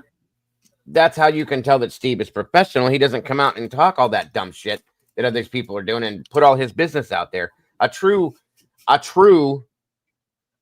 PI does not put the information they find out to the public, folks. That's just fact, okay? They take it to law enforcement like they're supposed to. That's what they do. So that aggravates the shit out of me. Steve does a great job with what he does. And I've seen a couple people going at him saying, oh, he's this and he's that. Now, I can understand people may not be comfortable with him because of the way he presents himself sometimes, but he's a professional. He doesn't do what these other people are doing. So, yeah, I know exactly what you're meaning by that. I've been round and round with a few people about that too, way back when. I don't see how I'm not blocked by either one of them as of yet. And it's not from lack of trying. I'm sure it'll happen eventually. Either that or they're actually following you. They just want to argue. I'm sure. I'm sure. And, and what's so funny is I've went for both of their throats. And their little Right. minions are the ones that want to come back. I think I've had one of them comment one time on a thread. You want to play with the big dogs? Come down off your porch, take your harness off, and let's play, bub. Mm-hmm. Yes, ma'am. Noni, I have seen the FBI put out large rewards before. I cannot think off the top of my head. I'd have to pull up in my files and look, but it's They not very often. Normally, no. Crime Stoppers puts the reward out, and it's usually roughly between $1,000 and $5,000, and the majority of that money comes from donations. Because, for if you think about it, the United States, we're broke. We've been broke. That's why there's no money in Fort Knox. We're broke. That's it. They're going to pull this $50,000 out of their ass. Yes, ma'am. It's empty. Thank you, Sherry. Hold on a minute, guys. What is this here? So I sit up on this roof, talk about all the things we'll do. Leave this small town way behind. Ain't so bad, we're living kind. And I sit up on this roof, looking at the stars, me and you. Those our eyes are just a bad. The world is ours, we almost had it. Holy shit. Is that what you were sending me, Sherry, or something else? That's pretty wild by itself, but it might have been something else. Sorry. I want one of those, by the way. Just gonna put that out there, just for change of temperature. I really want one of those to play with. That looked like a lot of fun. And Noni, Sebastian's not considered a runaway. In order to get an Amber Alert, there has to be certain things. So an Amber Alert is for an abducted child. There has to be a description of an abductor, a description of a vehicle, the description of what the child was wearing. There's guidelines that have to be met to get an Amber Alert. They can do a special Amber Alert where higher up government says, state government says, this is going to be something we're going to push through for an Amber Alert. Mm-hmm. But a lot of people think that he was a runaway. If they put out an Amber Alert, there's something that we're not privy to as the public that shows that this is an abduction case.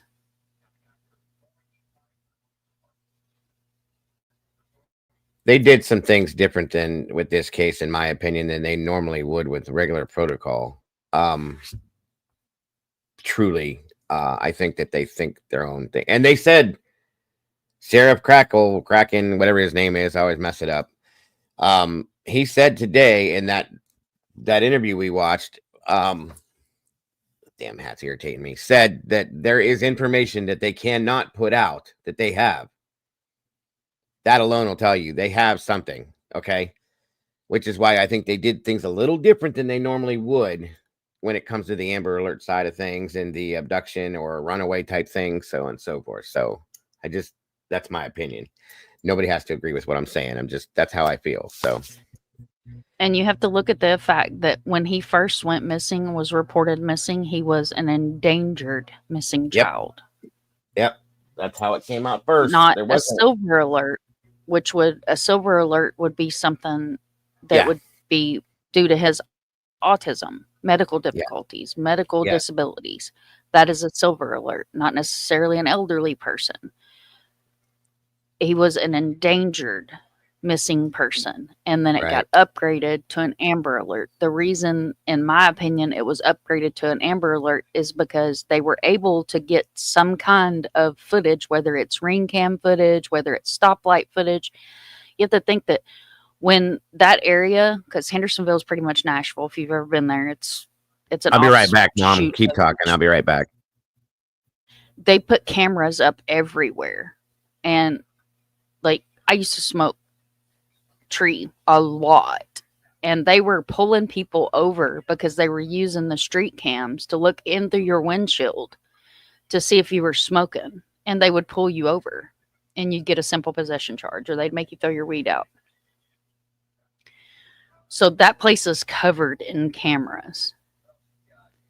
And not only that, Hendersonville is where a lot of your country stars live, musicians live, because it's a high-end area. It still has its armpits because, any town does. I live in a very upscale part of Orlando, and we have Armpit. I didn't even know we had a ghetto here till, what, 2 weeks ago? The ghetto over by the high school? Was it about 2 weeks ago when you told me that that was a bad area back there? Like, I didn't even realize that that place existed. Like, because, you know, I live in a town that would be equivalent to Hendersonville, which is a very high-end area that, you know, you got Indian Lakes. Indian Lakes is an open-air mall. And I was running Earthbound and Rivergate, and it was Rivergate and Hickory Hollow when they built Indian Lakes, and it was supposed to be this big thing. It's an open-air mall. It's kind of like a fancy flea market, and they had a lot of trouble getting stores in there. Because if it rains, what the hell are you going to do? Run from Forever 21 to the Nike outlet? All your shit gets wet in between. It's a really pretty area, but it's way out in the middle of friggin' nowhere. Hold on, Brian. We're talking about drones. This is just a quick piece of conversation Mom was having. That's all. Yeah, I came in late. Molly. You're okay. Go ahead. I came in late, so I wanted to vent my piece out while I was able to do so. But no, that's my opinion on the whole green hoodie bullshit. And I don't think that that footage ever should have been put out. I would like to know how they got that footage.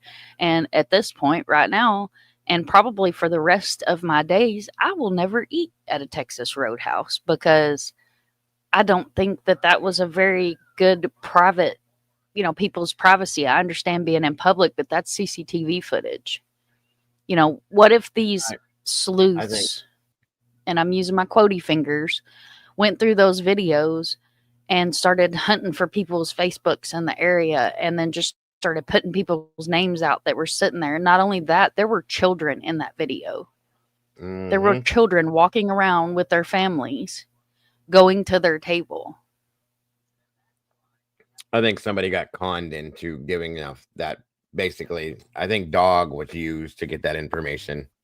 That's just my opinion. That's all I'm saying.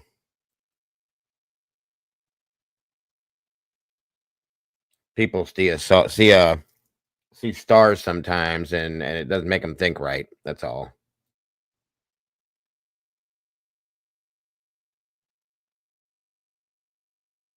But it was still wrong. It should have never happened because that hoodie person could have been put in danger. Truly. That's one of the reasons why I think Ellie put out that they spoke with him. It's very possible. Like I said, people are nuts. People are freaking crazy. I mean, what did we see in the beginning of his case? We had some guy out wheeling a gun that was a preacher or something that had a protest. You know, I mean, I don't know. People are nuts. And I don't think it was a good idea. No, I agree with you. Thanks, AZ. Appreciate you and see you around. Thank you for joining us. Hope to see you back soon. So this is somebody that tried to shoot down a drone, folks. Check this out. Yes, this is what I was talking about.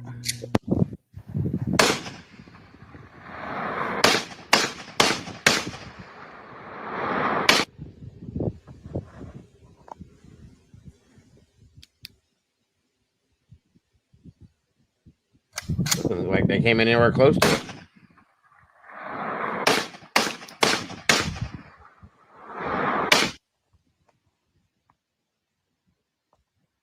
That sounds like a illegal rifle.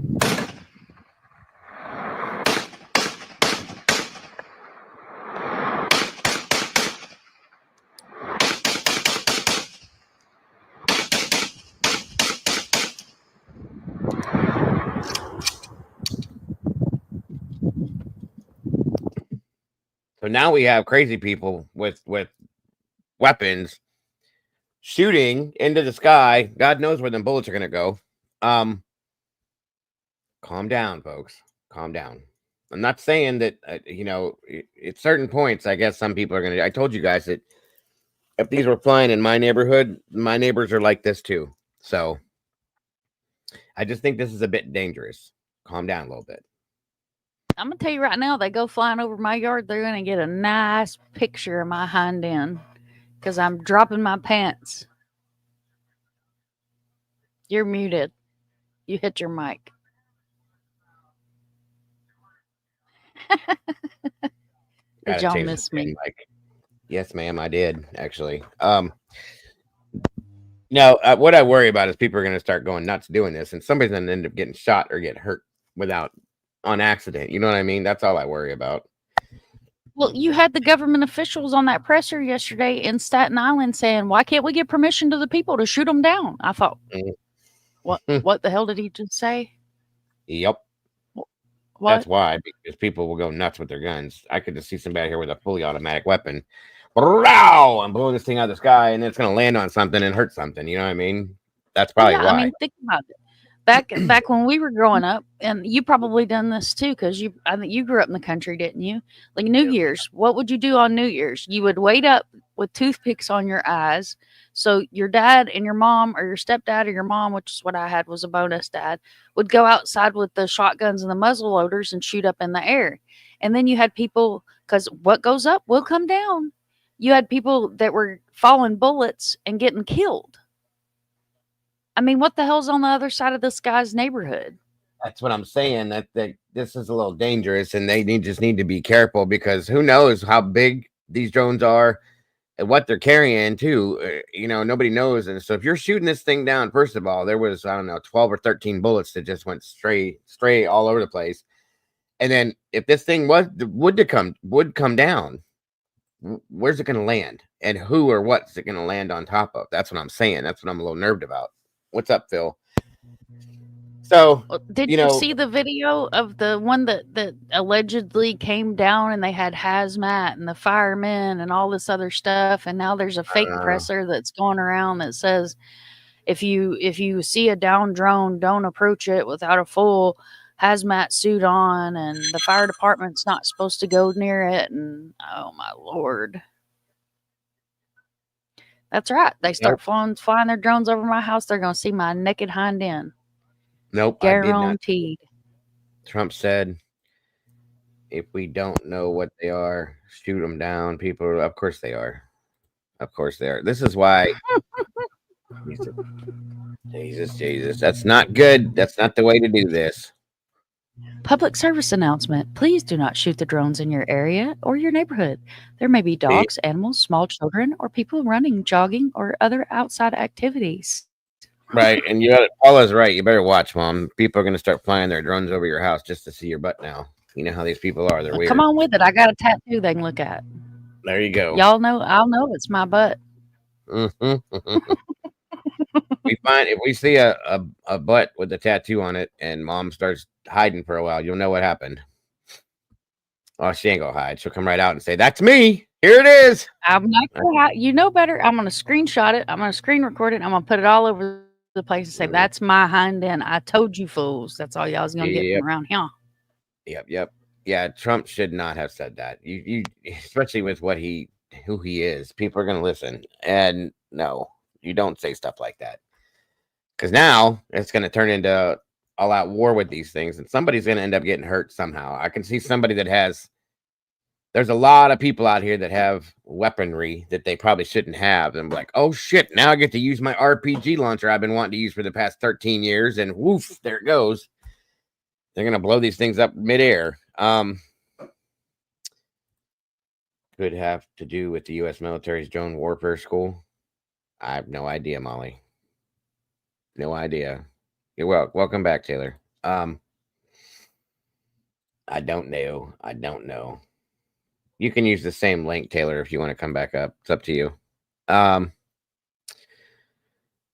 Dadgummit, I don't have a hazmat suit. Best I do is a snowsuit. There you go, Noni. Just use your snowsuit. Could be a double foot. It could. Well, yeah. Good point, Death Valley. Good point. Thank you for joining us, by the way. Anyway, let me finish this video real.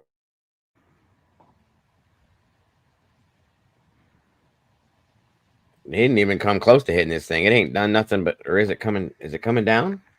No, it's still there. You need better aim, dude. It did fly away, though. Well, hell yeah, I'd fly away too. Agreed. Agreed. Some crazy person shooting at me. I tell you right now, one crashes out here, I'm poking it with a stick. You definitely need your scuba gear, Molly. Don't hold your breath for too long, dear. All right, Molly, hold on a minute. Where did it go? Oh, yeah, this. That's what she's talking about. I forgot about this. Check this out. This could be something. Watch this. You never know. These are flying around military bases too, you guys. So if they're doing these training programs, I wonder. It's changing.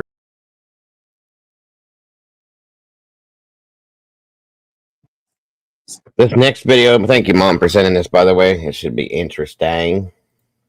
This is another reason why you don't want to shoot down the drones. Yeah, never know. It's nighttime. You can't really see what's going on. Imagine if this was the deal. This is nuts, too, by the way. You never catch me up here doing this shit. Nope. Oh, me neither. The old man's the one that sent it to me originally. He sent me the short. All right. Before we get into all of this, Hell no. let me take you back 24 hours to where this whole idea started.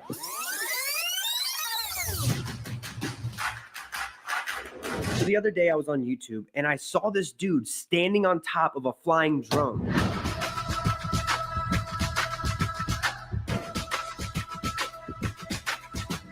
This had me thinking, there's literally thousands of people a day getting fast food delivered to them. So I thought, how insane would it be to deliver that fast food, but instead of a car, use an actual hoverboard? This is how it's gonna work. Britt is gonna go inside and get the order.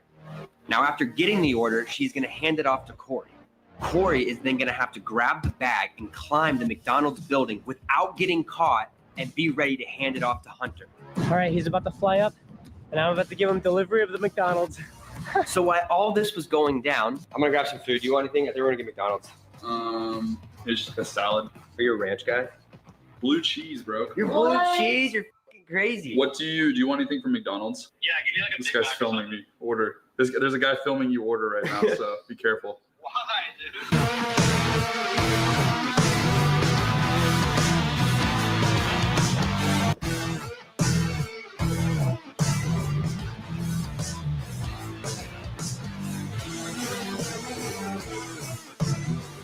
Oh, ow, dude. Does that not hurt your feet? If I die right now, you can have the channel, okay?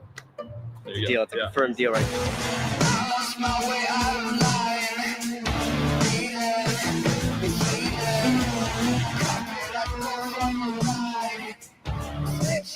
There you go.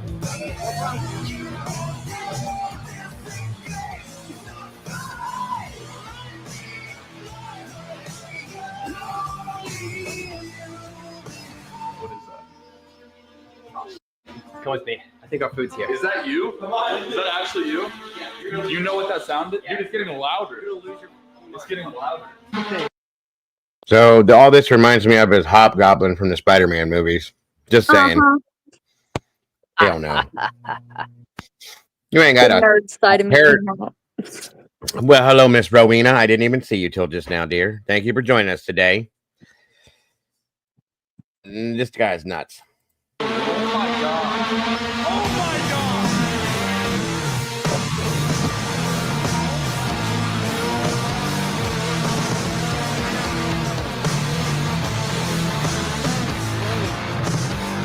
Gosh, dude. There you go. Hey, you're Eric, right? Yeah. All right, cool. Hey, don't forget the tip. Okay. See you, man.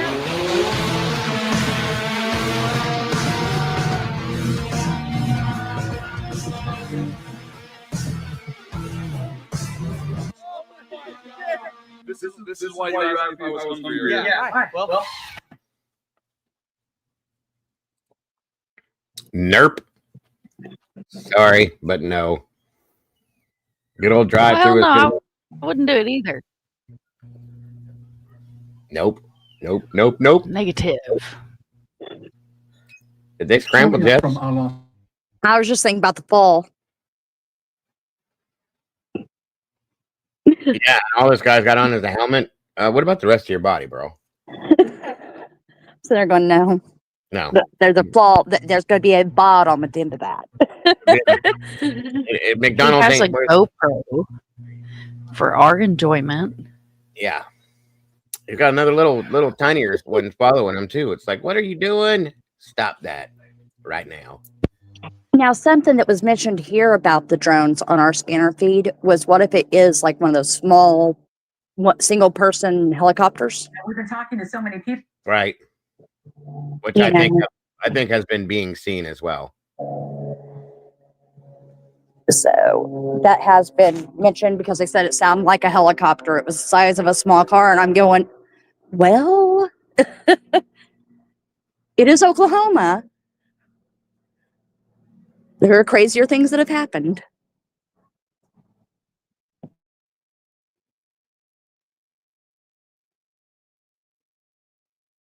Very true. I think so, Molly. Hang on. Hold up, folks. In New Jersey, and a lot of people have come forward, even our guests saying, I've seen them too. So first, have you seen one? and we've also said that there have been reports of 4 to 180 sightings per night. So what do you think is challenging investigators from figuring out where the drones are coming from or following them when they go back to their origin? Because it sounds like they're zipping out of there too fast to track. Well, good morning, and thank you for having me. Yes, you are 100% right. The reports that we have received, I was part of a state legislator delegation this past Wednesday that went to the New Jersey State Police ROC, and we were given an update. And the colonel of the New Jersey State Police confirmed that when his men had gone above a drone and a helicopter, once they reached the point where they were headed to, the drone went dark and was not able to be detected from that point on. So that gave us a lot of anxiety, basically, over what our capabilities are at the state level for intervention. It was made crystal clear to us that the state does not have the capabilities to handle this circumstance right now, which is why it's so baffling that the federal government is having this very tepid response to something that literally could be a serious security issue. What happened in your state last night? Did you get a lot of reports? A ton of reports. Last night, full moon, clear skies, and we know what that means. And you had asked prior whether I had seen one or not. Yes, I have. And the concerning part is where these drones are flying. They are not supposed to be flying over heavily traveled corridors like Route 80, and that's where they're seen in northwestern New Jersey. They're not supposed to be over military installations. And there's been 11 confirmed sightings over Picatinny Arsenal in North Jersey and over the Earl Naval Installation down in Monmouth County. There's been 2. So this is very, very frustrating and unsettling, and we cannot understand why there is not swifter intervention. We have a White House spokesmodel of the week come out and say silly things to us that directly conflict what our military professionals and what New Jersey State Police are reporting directly to the state government in New Jersey. It is certainly concerning. And Welcome, Virginia. Yes, meatballs for lunch. Is this going to end up being one of those things where we learn later it was, it could have something to do with the government? Because if the drones were military, you would think that there would be a reason that they wouldn't alert police to their operation, even if they cannot tell the public what's going on. And again, to your frustration, people are concerned. This has gone beyond if this was an experiment, if these drones are out there doing some kind of a mission where they're practicing. But now you've got people who are really scared. And Rich McHugh made the point last night, our correspondent in New Jersey, who saw 50 at a time the other night, saying that he's worried and other people are concerned that people might take matters into their own hands because they want to know what the heck it is. And what a disaster that would be. Right? I mean, first and foremost, whoever is running crisis communication, either for the White House or even from our state government, our governor, it really needs to get a new job because they are doing nothing to help reassure the residents of New Jersey, and now it's spread out across the area. New York now is experiencing similar phenomena, and I heard yesterday Governor Kathy Hochul, she must have gone to the Governor Murphy School of Communication as well, because she regurgitated the exact same piece that we don't know what they are, we don't know who owns them, they're not registered, we don't know where they take off from nor land, but they're not a threat. I mean, I don't know what kind of nonsense and what convoluted world we're living in right now that they think that that is enough to tell the American public. And they talk about conspiracy theories. Well, what do they expect? There's nothing but a sea of rabbit holes at this point in the absence of information. Yeah, I guess the question, too, is how long can this go on without answers for the public? I was watching Banfield last night, and Dr. Catherine Ramsland was on, who we trust with every major, true crime story. And No, we don't. Not even close. Dr. Ramsland is the one that I do not trust. She's the one that was talking about people eating each other. So remember that, folks, next time you see her.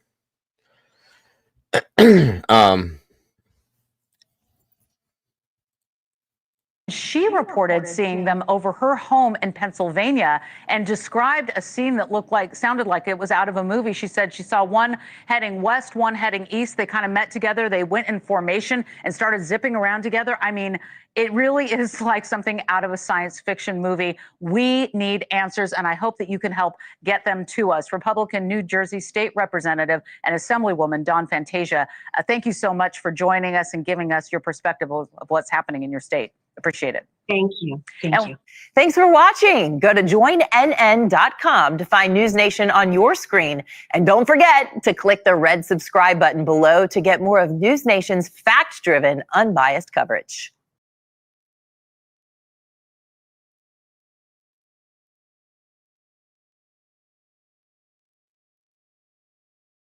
They're everywhere. Drones. Oh, everywhere.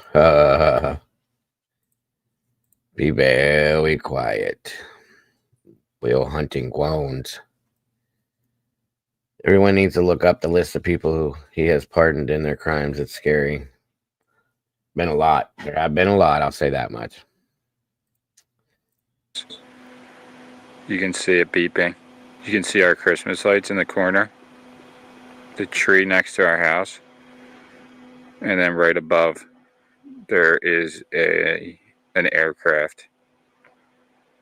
Most likely an alien aircraft. Flying in the sky. Bullshit, that's a drone. Not a drone. Those don't make noise, folks. Just so you know. They don't. I'm not saying that I've like hung out and flown in a UFO, but any sightings that we've ever watched or looked into for UFOs, there's no sound. These things sound like a fan, which is what a drone sounds like. So stop being over dramatic, bro. Stop it now. I'll put my glasses back on. That's a good point, Paula. Could be. You never know.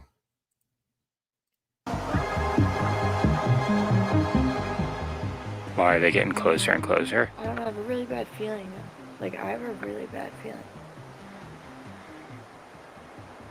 That one's like super close, right? Yeah, this one's really close. And I feel like it's staring into my soul. We have to go in. This one's like the solid one. Yeah, that's what I said.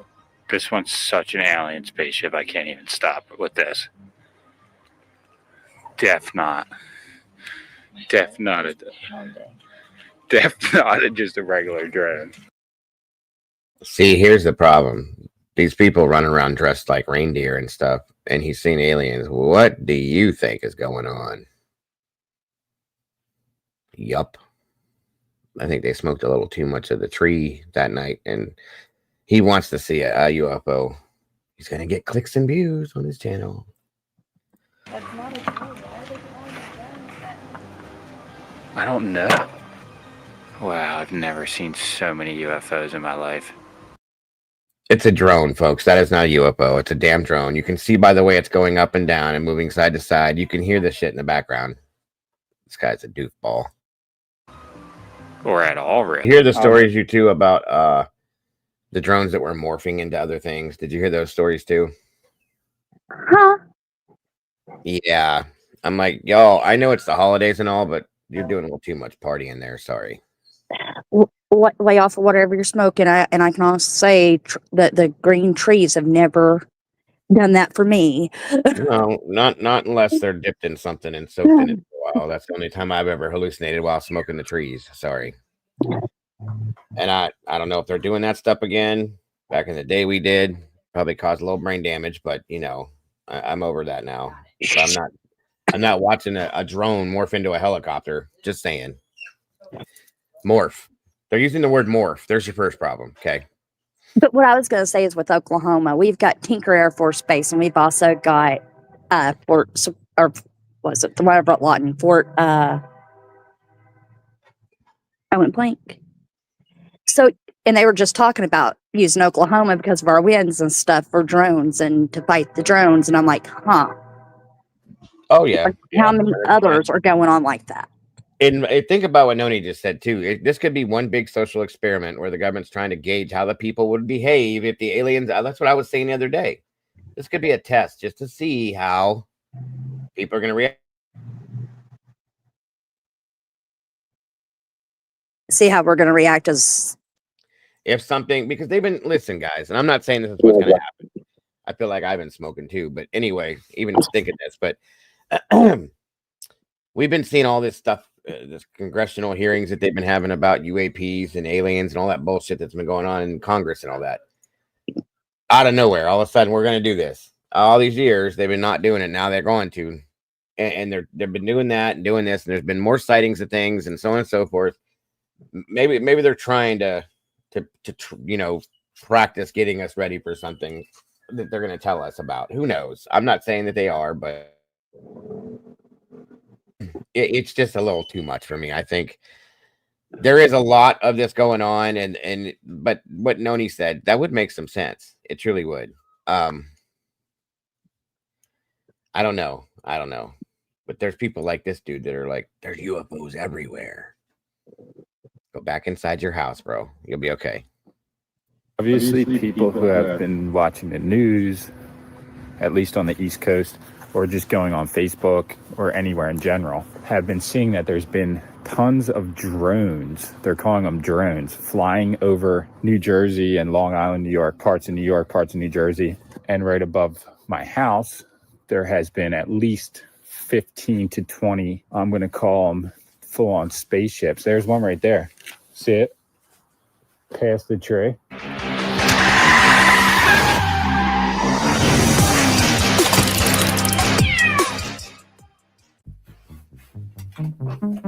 On the East Coast, or just going on Facebook or anywhere in general. Now he's seeing spaceships. And seeing that there's been tons of drones. They're calling them drones, flying over New Jersey and Long Island, New York, parts of New York, parts of New Jersey. So last night, my friend Concrete Rob sent me some videos and said they were over by his house, which is in the same town where I live.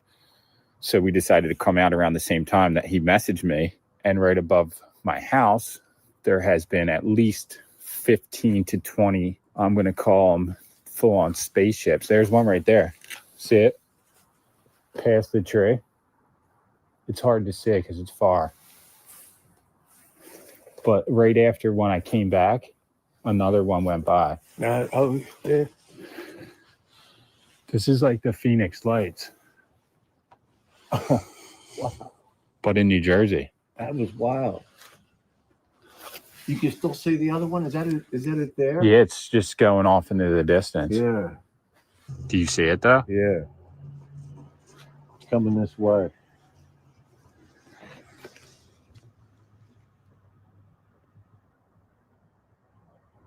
It just looks like a blinking light. Yeah. But it's some kind of it's moving. Craft. It's a drone.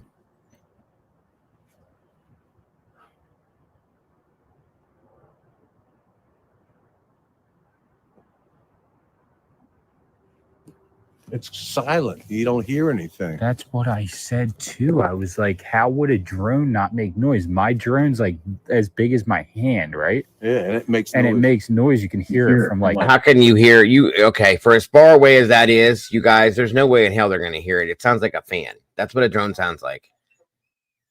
This is ridiculous. Now you got the old man smoking with you. Come on now. Like that far. So either they're just completely silent drones or they're just full-blown like flying saucers. Here it comes.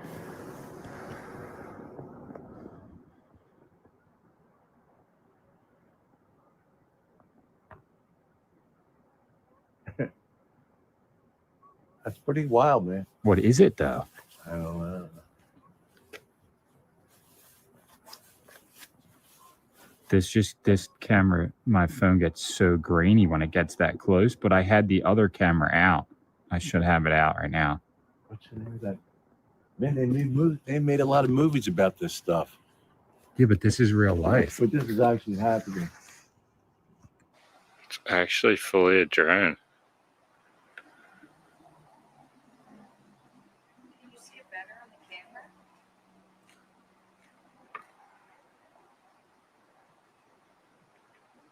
Dude, it's not a drone. A full-blown alien spaceship. No joke. That is a full-blown drone, you idiot. Turner, it looks like a cube. It's the lights are. What it did to the clouds. Look at this footage.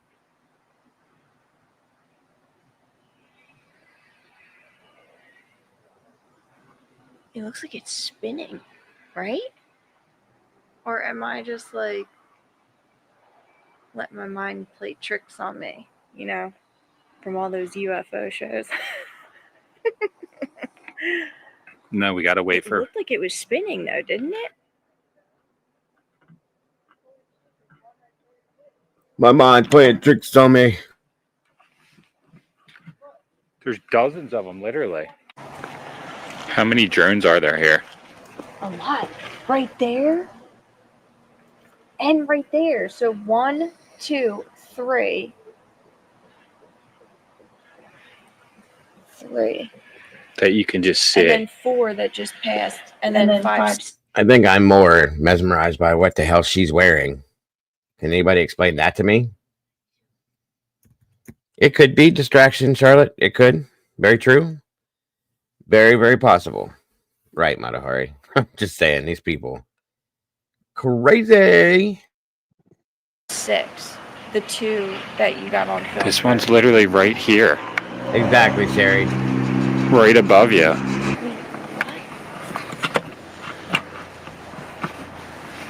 It's aliens. 100%. Why would anyone else waste this much resources doing this?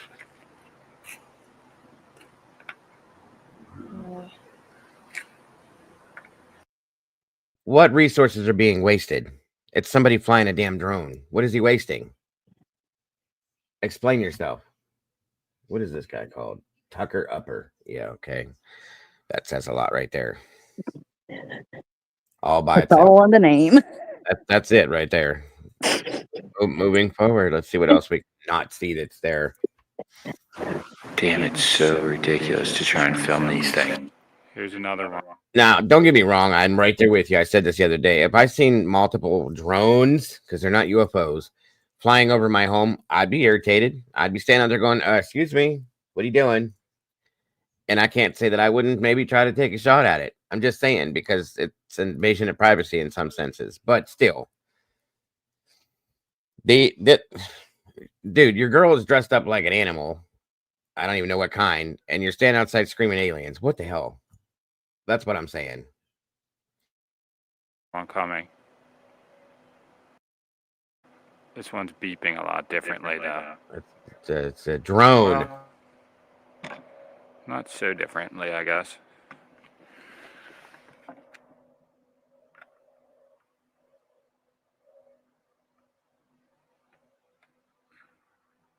It's going a lot faster than the other one, though. And it's beeping. The light's like blinking. Let's see if we can get a better shot of this.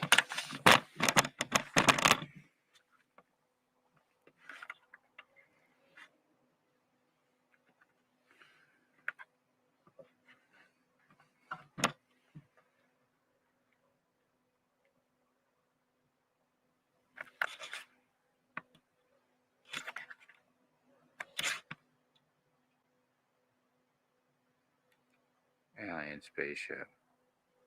Alien spaceship, not a drone. Not a drone. No way is that a drone. No way are you not an idiot. Fast.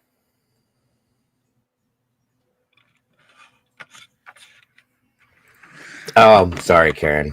I just can't help myself. Stupidity is stupidity. The drones are here, 100%. There's two right here. Now they're drones. Earlier they were aliens. Now they're drones. There is two. This is an alien spaceship. That's what you're claiming. All right, Mom. 100%. Look at the 3 lights on it. It's not even shaped like how a drone would be. So a drone that wouldn't have 3 lights on it, huh? They all have lights on them like that. Some of them are drones.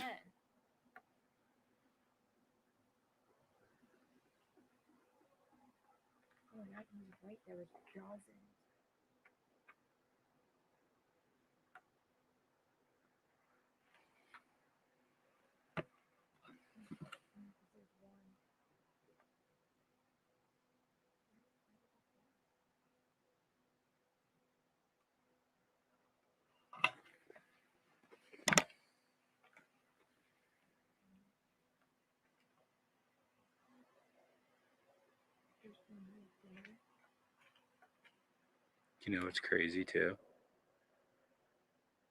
I'm actually getting a decent shot of this. That one. And then I just went out of focus.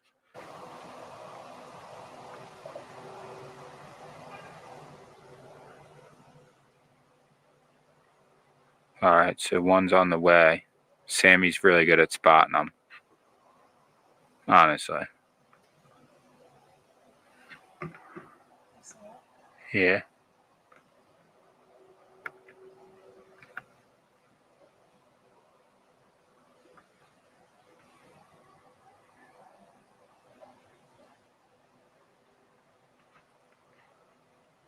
Welcome, Crystal.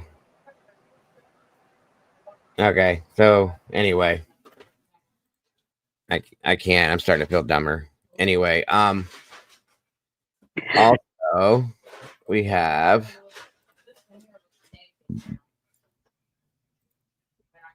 where did it go? Come on.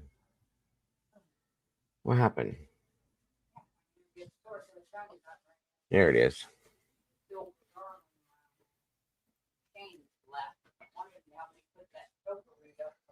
All right. Hold on.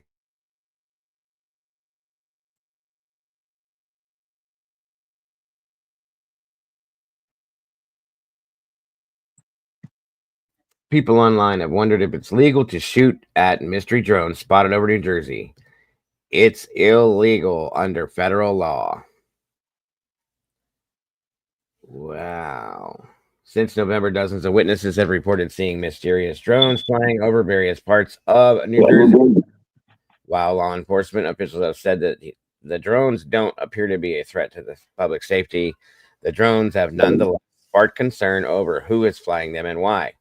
Senator Richard Blumenthal said the drones should be shot down if necessary. He said that the U.S. should take them out of the skies, especially if they're flying over airports or military bases.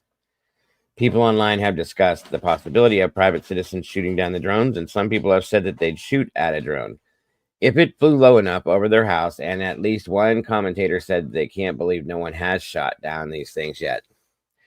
Oops, sorry, guys. Hold on. I need to take that off. My head's starting to get hot.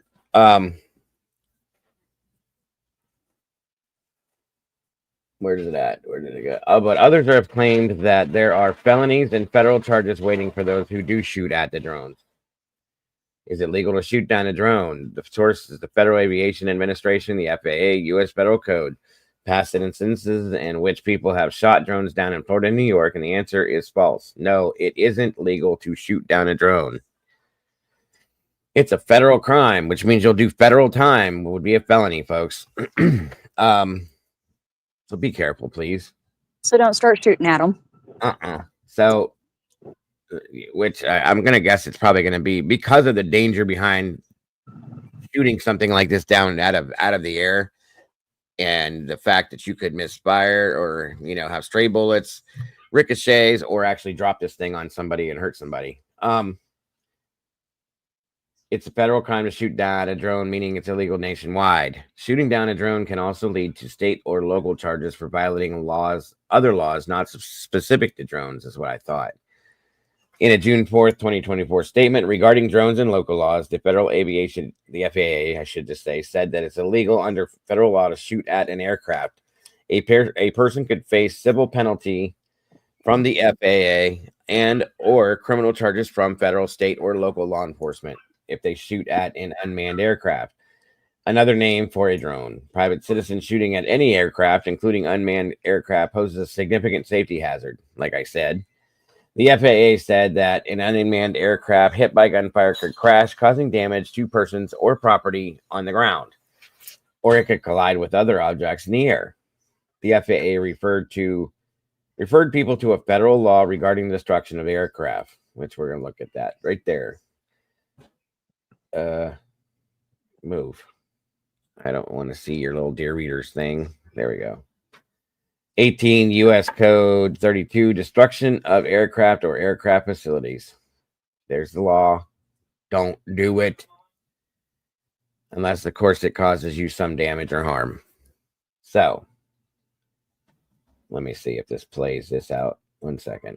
Introducing a long-awaited feature for privacy lovers. Signal usernames are finally here. Now you can choose a unique username instead of revealing your personal phone number. Keep your contact. 1 second, guys.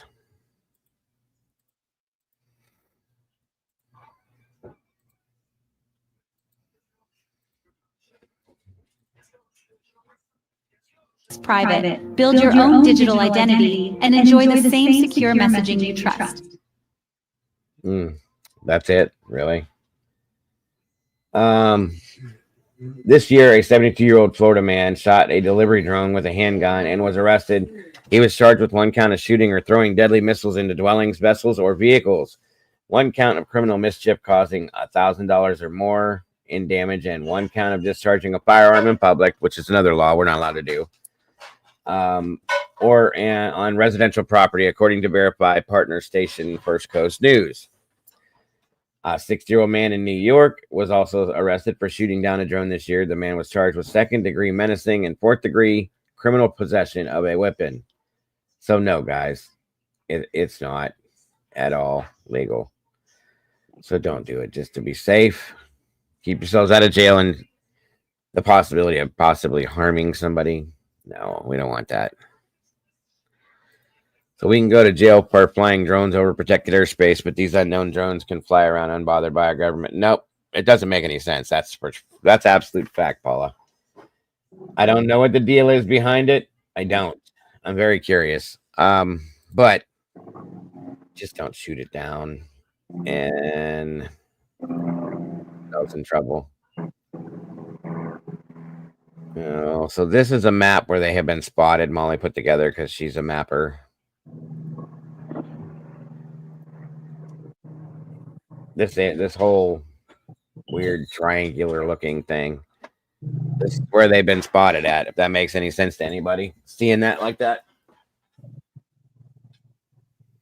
It's pretty wild looking. Oklahoma, guy took Jackson, and they crossed right over us here in Ohio. So yeah, they're a little bit everywhere. Like I said, I knew we had some reports here. I'm coming out back to give my... Say that again, Taylor. Oh, Mr. Cool just walked outside to tell me he was coming out back. Oh, okay. Gotcha. No worries. No worries. That's why I sound like I'm like, what happened to her voice? She sounds like she's on helium. All right, let's see here. Yeah, I think that's it for that. Let's see. And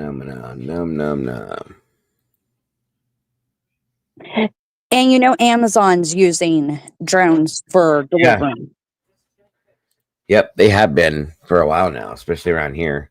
Also, I just heard about it when I was telling the boyfriend about the drones that have been seen in Jersey. It's like, yeah, Amazon's using them. I'm like, oh. Yep. It's pretty wild. They just kind of fly right up by the front of the house, drop it, and off they go. I watched the video here. I'll show you guys a video on some of them. It's pretty wild the way they do it. If I can get out of all these other tabs I have wide open here. Hold on. Oh, I was supposed to show you this. Sorry, guys. Let me finish this up real quick, and then I'll show you. I forgot I even put this on earlier. Mom bopped up, and I got distracted. Sorry. Here we go. Saw the drones 2 nights in a row. She's known here for taking us inside the mind of serial killers. She saw half a dozen drones in Pennsylvania. I also want to welcome Scott Rouse, our go-to behavioral and body language expert. I know Scott well. He tells the truth. He saw the drones over Tennessee. I mean, look at these three have all seen them. What is going on? I want to start with Rich McHugh, though, because Rich, you were out on the story last night, didn't know what to expect, and take it from there. I mean, what happened? Off the top, I've been skeptical of this story. As a resident of New Jersey, as a journalist here, I thought it was going to be some sort of yahoos, and we would get a laugh out of this in several weeks. What happened yesterday completely changed my entire view on the story. Earlier in the afternoon, I was out with the Ocean City Sheriff's Department. They have a drone unit. They've investigated these things. What they've saw a bunch over the weekend. We did not see any with them last night. I was coming back home. I got a tip. Monmouth County, they're spotting them in Monmouth County. That's where I live. So I raced up here and I tried to figure out where the picture was that somebody sent me. And sure enough, I saw one. So I trailed it to a neighborhood, a dead-end street, and I got out of my car and I took my phone out with my iPhone, and I couldn't really capture it, but I was staring literally at this drone 200 feet above me, maybe. I called our photographer, Nick, and I said, get up here as soon as you possibly can. Meet me at this location, etc. I tracked a few more to the location where we are right now, over a body of water behind us. And I got to say, Brian, over the next 2 hours, we saw dozens and dozens of these things, and they look like nothing you've ever seen before. I'm not even sure I'm right in calling them a drone. You know, they looked like they were fixed wing aircraft. They had multiple, blinking lights. They did not look anything like a plane, because there's plenty of planes flying overhead. Like tonight, they're not here. We're seeing just planes. Last night was totally different. They look creepy and they move at a different pace. We tried to even follow a couple. They went off in the distance and disappeared. It's completely rewired my brain on this topic, and I'm a believer, and we need answers. And we don't have answers, and we need someone to step up and say, here is what's going on. Because they are pretty good size. We're heading down this path in New Jersey and these states where people are just going to take this into their own hands. Yeah, and I'm looking at your video right now. We have it in the middle of the screen. I know it's tough at night when you're using your iPhone and it's pitch black. You said you were near the water, but so it's kind of hard to see. But we've heard these reports from people, but hearing it from you, Rich, as our investigative reporter, knowing the kind of work you do, it is kind of freaky to hear you say that that you couldn't identify it. Describe it a little more. I mean, how big? And when I think of a drone, you think of like it's got the four. It's almost like a little helicopter with the 4 rotors. Are these not? Do these look different than that? They look different. They almost look like a U-shaped or a V-shaped. They didn't make a sound. It was, a couple hundred feet above us. They, you just didn't know what you were looking at. It was moving across the sky very quietly. And we kept saying to each other, like Nick and I, like, what are we looking at? It looks like a drone. It's like, are you getting the It's just a large drone. That's all it is. You can see the T pattern here. And then there's the blades. I mean, what's the big damn deal? It's a large drone. That's all it is. Shot, and what the heck are we filming?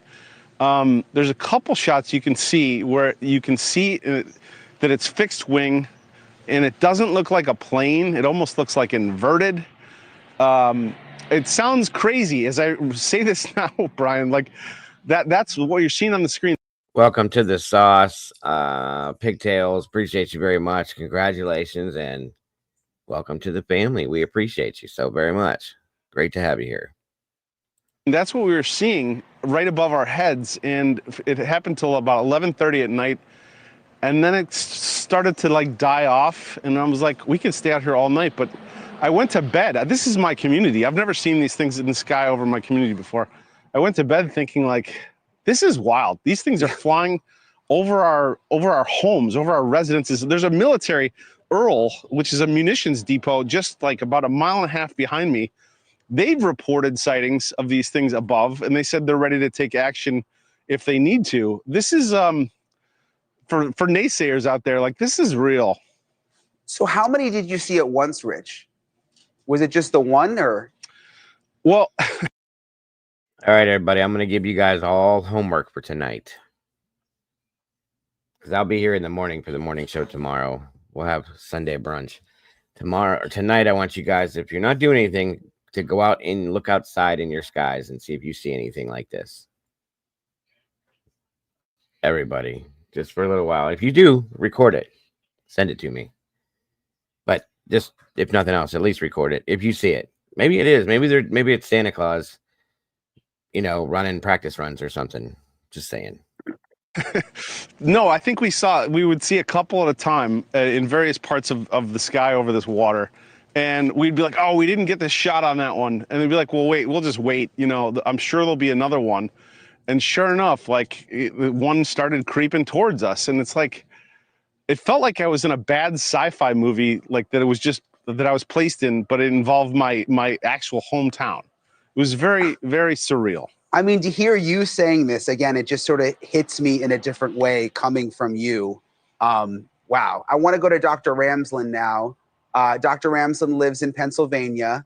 If you ever told me that I would be asking Dr. Ramsland about drones flying near her home, and we usually talk to her about killers, I wasn't expecting this, but they said, Dr. Ramsland's seeing the drones. What did you see? A similar experience tonight, actually. It started last night. We were hearing about them in New Jersey, and suddenly, and we're in eastern Pennsylvania. It's as if they migrated over. I called a couple of friends, and we were texting each other as we were all of us seeing them in different areas. And the one tonight, I saw one going west. It was red blinking lights like this one. Another one was coming toward it from the west going east. And then the westward one suddenly turned around and went into formation with the one going east, turned green. The lights turned green and then yellow.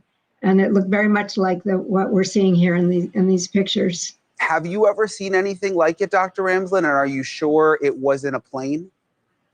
It couldn't possibly be a plane. It was flying low. It was within 1/2 mile of me. There's no plane path at that point, and it didn't act like a plane. A plane can't turn that fast, and it also had oddly spiral kinds of movements that you just don't see with a plane. And so it was and last there was no night. noise. Again, no noise. Yeah, No exactly. noise. So last night and again tonight? Yes. Same look of drone? I mean, did it look the same?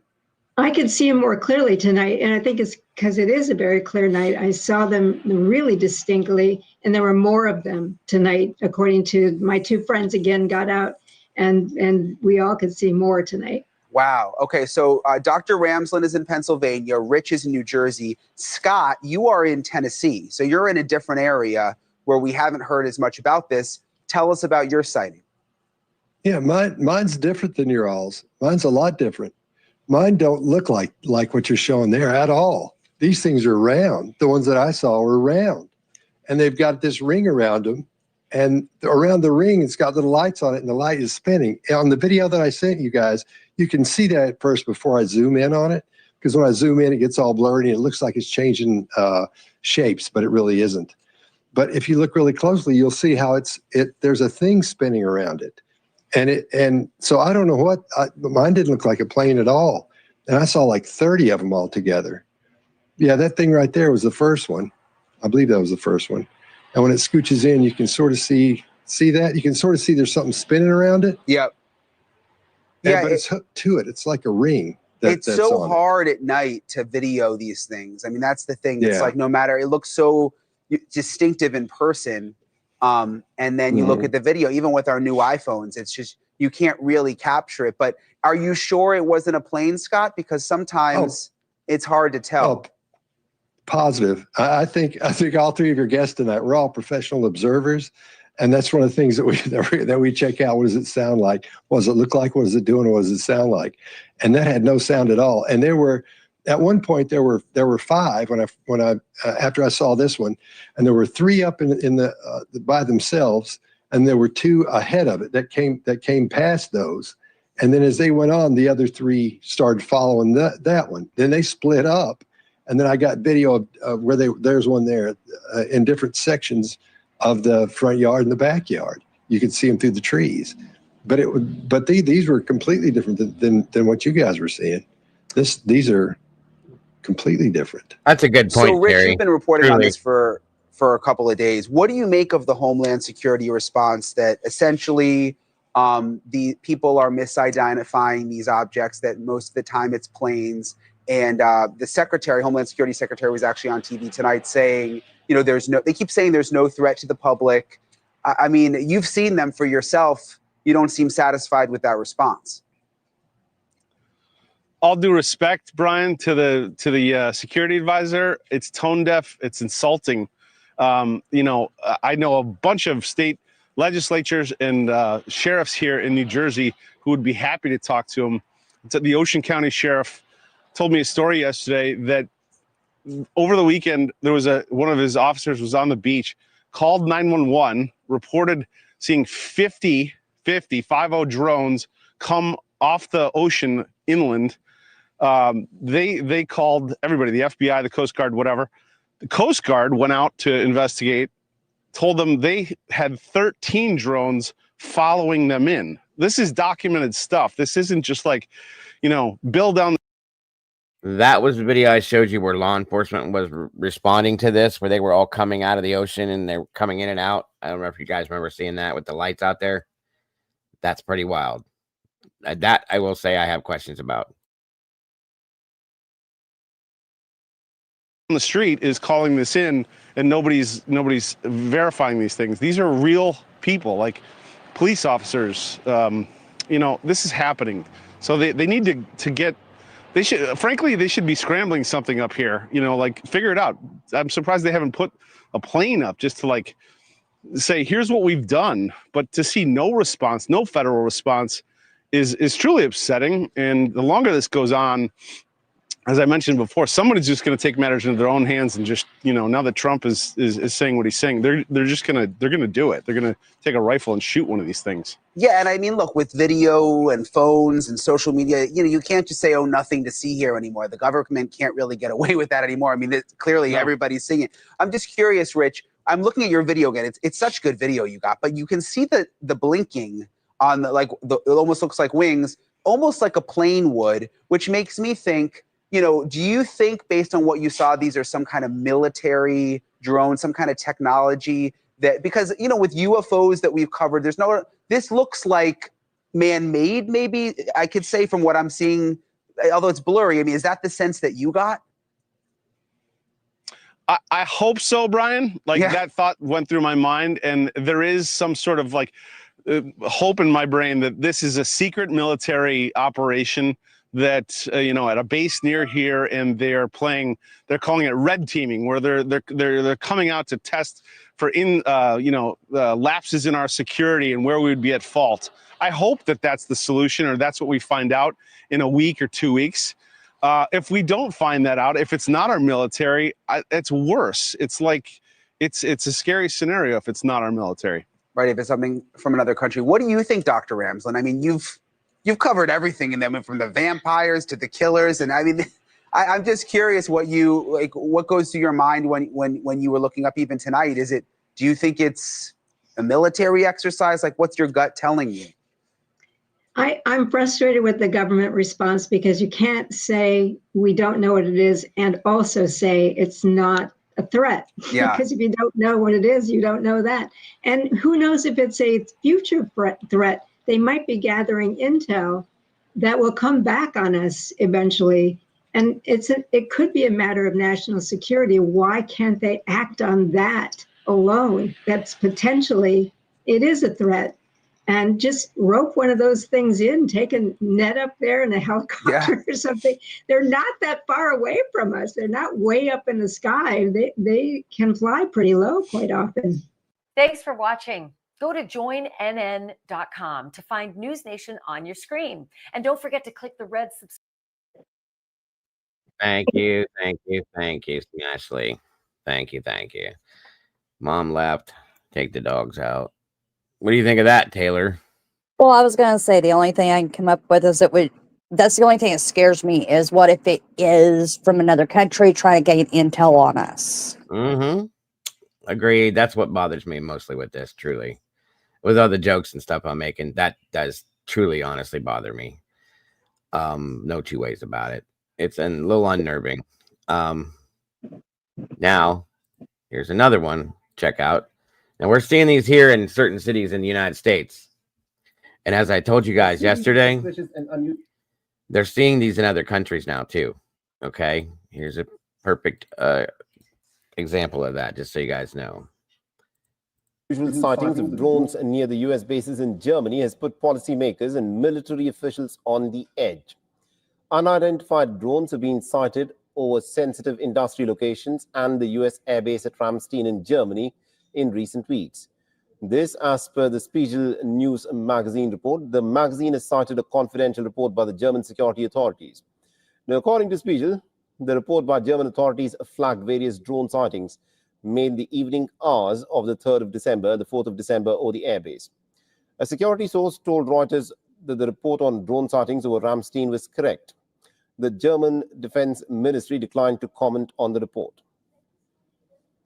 The German intelligence officers have issued a warning that the nation is actually vulnerable to potential sabotage attempts due to its backing of Ukraine in its war with Russia. And recent security events at the military installations have heightened the concerns. The Spiegel has also reported some unexplained drone sightings over locations belonging to German arms manufacturers Rheinmetall and chemical group BASF.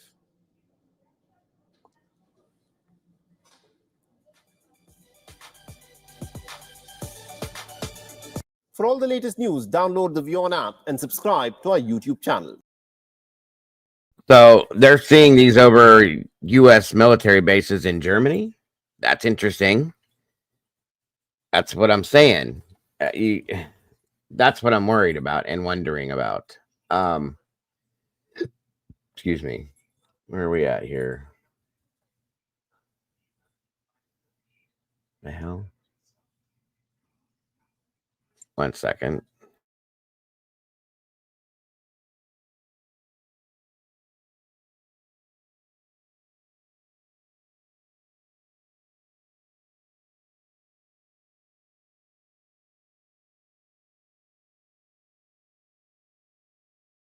Okay, onward. Let's see.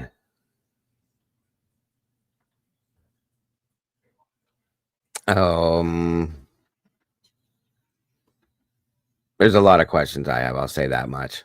Trying to give you guys.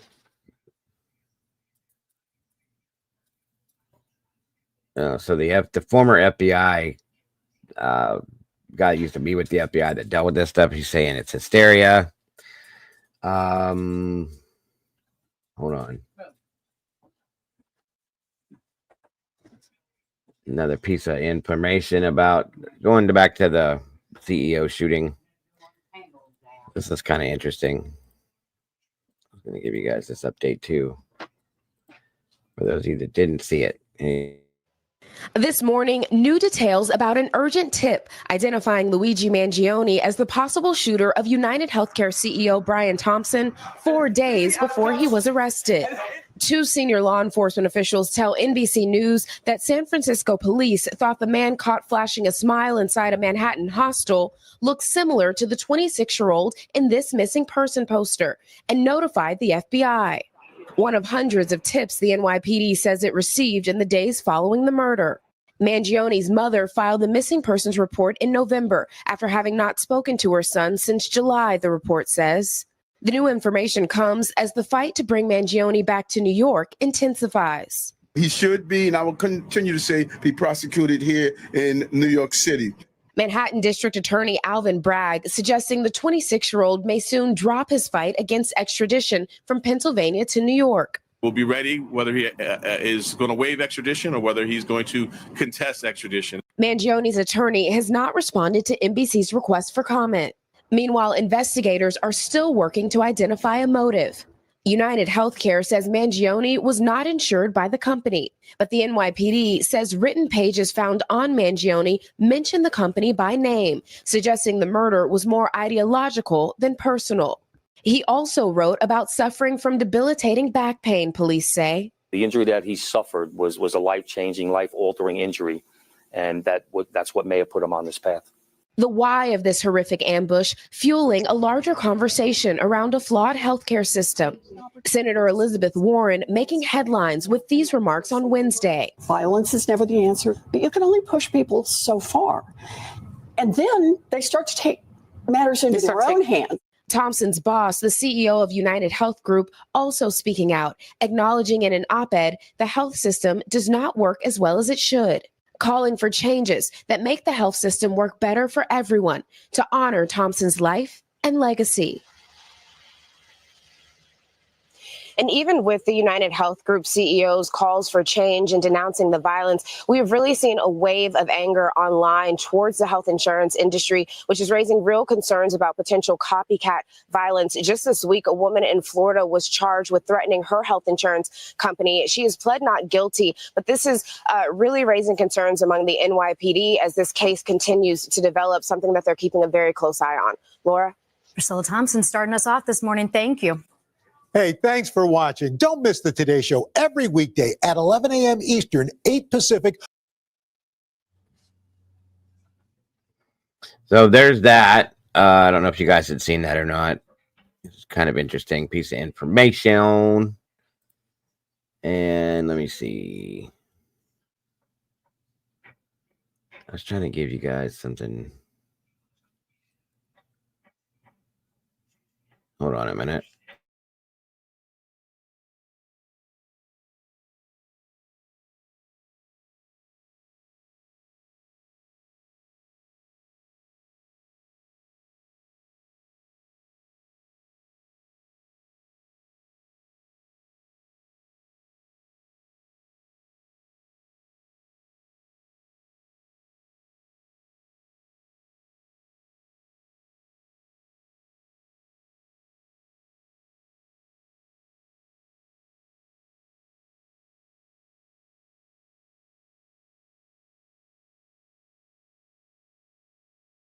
Oh, yeah, that was the other. Hold on. Where did it go? Where did it go? Here we go. Sorry.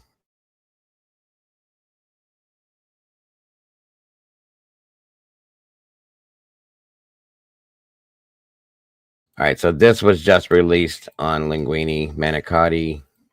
Excuse me, that's what I call him. I know it's not his name. Please just bear with me. This just was dropped 20 minutes ago. Interesting. This is interesting. I want you guys. And an insult to the intelligence of the American people and lived experience.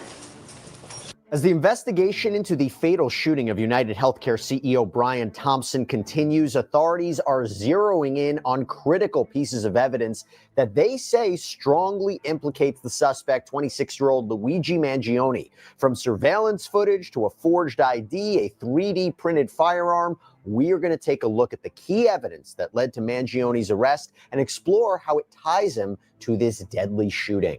Welcome to Sidebar, presented by Law and Crime. I'm Jesse Weber. The shocking murder of Brian Thompson, CEO of United Healthcare in Manhattan last Wednesday, just sent ripples through the corporate world, leading authorities on a cross-country manhunt.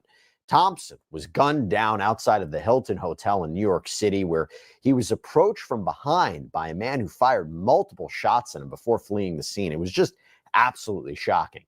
And after a brief investigation, authorities identified the suspect as Luigi Mangione, a 26-year-old Ivy League graduate from Maryland. Totally unexpected.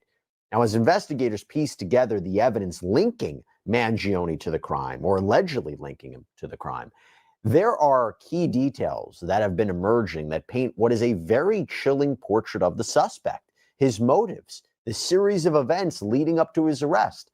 And what we're going to do is break down for you the key pieces of evidence that point to Mangione's alleged involvement in Thompson's death. But before we dive into the evidence, I got to catch you up to speed on the latest following Mangione's arrest. This is a rapidly developing situation. So after he was captured in Altoona, Pennsylvania, of all places, Mangione was officially charged in New York with murder, weapons possession charges, and a forgery charge. Now, I will tell you, these are just charges. He hasn't been indicted by a grand jury yet. That will happen at a later date. Now, yesterday, he appeared in court for an extradition hearing out in Pennsylvania. The idea being, how and when will he be brought back to New York to face those charges? And by the way, he's already facing firearms charges and related charges in Pennsylvania. They're a way for him to actually be caught, held in custody. His bail has been denied. So he's facing charges in Pennsylvania, and we'll talk about that in a minute. But as he was being led into that courthouse by officers, he had some kind of outburst. Down. I'm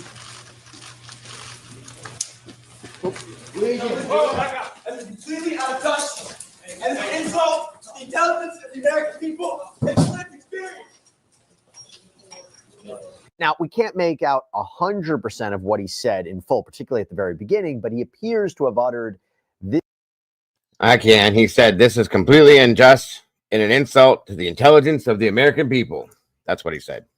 This is completely out of touch and an insult to the intelligence of the American people and their lived experience. Don't really know what that means, but I will say at that hearing, based on our reporter, Sierra Gillespie, apparently he also tried to say something in court, but was shut down by his defense counsel. Bit of an odd take on that. Maybe we'll get to explore that at another time. But at that hearing, Mangione was denied bail, meaning he will remain in the Blair County jail, the prison, while awaiting extradition, though he has 14 days, or his attorney has 14 days, to file a formal opposition to extradition, and then a hearing could be scheduled on that. So he appears to be wanting to fight extradition back to New York. Meanwhile, prosecutors have exactly 1 month to seek a governor's warrant out of New York, which would expedite Mangione's return. It's believed that Governor Kathy Hochul is already working on this warrant and working with Manhattan District Attorney in order to get Mangione back there to face this murder charge. All right, so let's jump into what we know about this evidence, and to help me break all this down. What are you doing in Youngstown there, Wes? Or Walt? Did you say you were going to the Dior Center? I've been there many a times. A nice place. What are you going for? Are they doing a nutcracker play or something there again? That's what they usually do. I could call you Wes. Okay. I don't know why I called you Wes. Down. I want to bring back on somebody here on Sidebar who I haven't seen in quite some time. Professor of Law at Temple University Beasley School of Law, Professor Jules Epstein. Jules, it's been a minute. I know you've been. Now, wait a minute. This was just released 33 minutes ago. We just watched this already, guys. I'm not going to rewatch the same interview about this. They must not have anything new, so they're dropping the same stuff.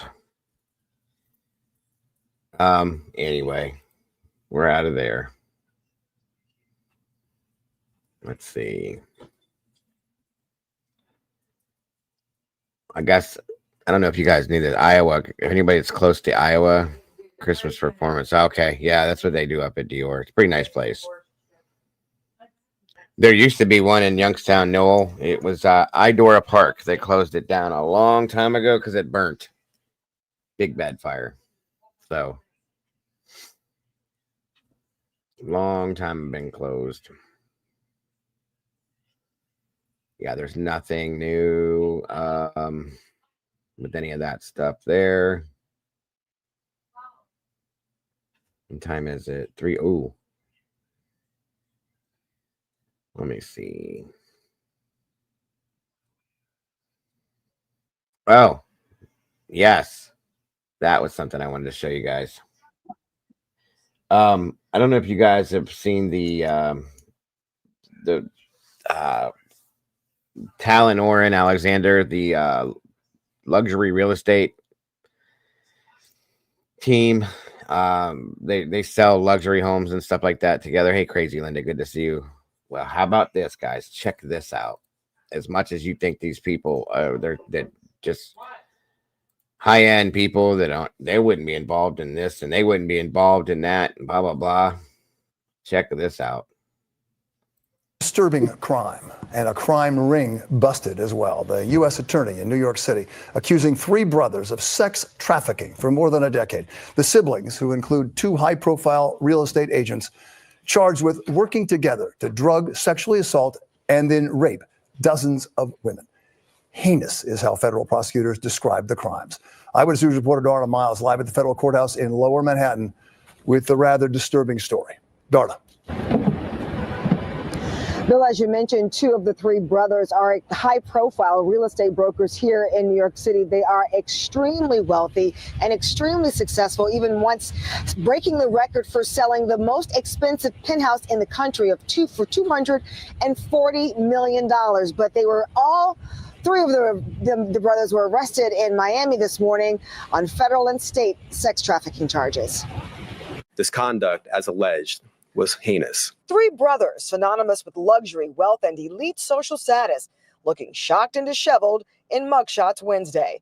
Alon, Oren, and Tal Alexander indicted on 3 counts of sex trafficking. Between at least 2010 and at least 2021, the Alexander brothers worked together and with others to repeatedly and violently drug, sexually assault, and rape dozens of female victims. I started at Douglas Elliman in summer of 2008. So it's been a long time, and I rised in the ranks. Oren and Tal are billion-dollar New York City real estate brokers. Alon, an executive at a family-owned security firm. But prosecutors called them sadistic in court filings, saying the brothers have a history of serial sexual violence, unrelenting when their victims said no or stop. Others screamed. The victims restrained or held down while being raped, describing the incidents as aggressive and violent. For years, the Alexander brothers, sometimes with others, also arranged domestic and international trips to carry out their sex trafficking scheme. The federal detention memo also says multiple women described being terrified that the Alexander brothers were going to hurt or even kill them. These victims' only goal in that moment became to survive. These women were not cared for in any way at any point in the process. And as they gained more prominence in the real estate industry, the indictment says Oren and Tal exchanged text messages to cover their tracks. Oren writing, "Start to think about reputation you want out there. We are on top of the game, and only thing can bring us down is some expletive," describing women complaining. Tal responds, "Understood. Did someone complain?"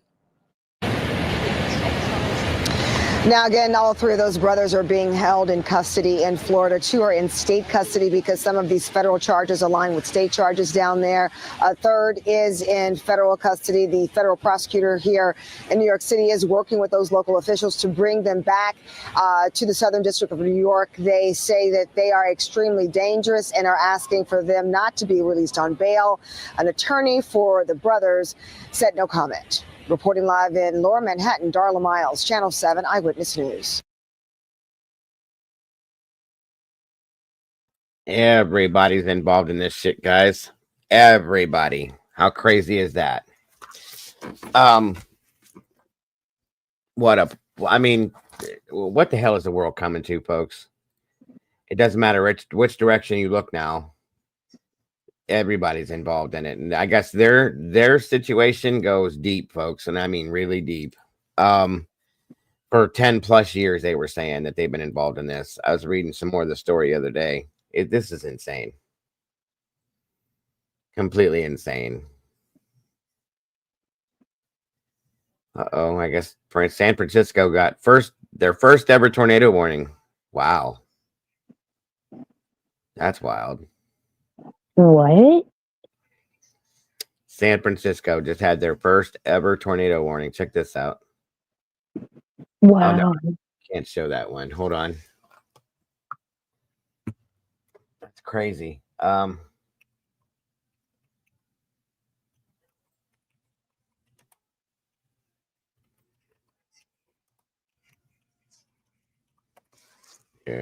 on. Yeah, here it is.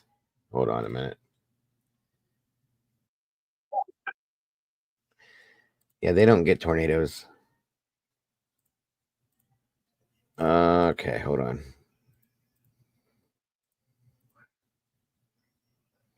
Interesting. Not long ago, and local time, this was about 6 a.m. or so on the West Coast. There was a tornado warning that included parts of San Francisco. Now, I know a lot of people, you probably were awakened by some kind of alert on your phone. I can tell you this for sure. The threat is long over. We didn't have any confirmed reports of a tornado. It was just a little spin in this storm that was coming ashore, and it pretty quickly dissipated as it came in. But I just wanted to clear that up in case we had a lot of people that were, awakened by some notifications. All right, so here's what's going on right now. We've got an atmospheric river event that is actually going on as we speak. You can see some heavy rain in the Central Valley. Of course, that translates into heavy snow up in the high terrain. It's been a very active beginning of the season. This was kind of an interesting water vapor look here. Because, yeah, you can, of course, see all the moisture coming in here, and there's lots of that. That's the atmospheric river itself.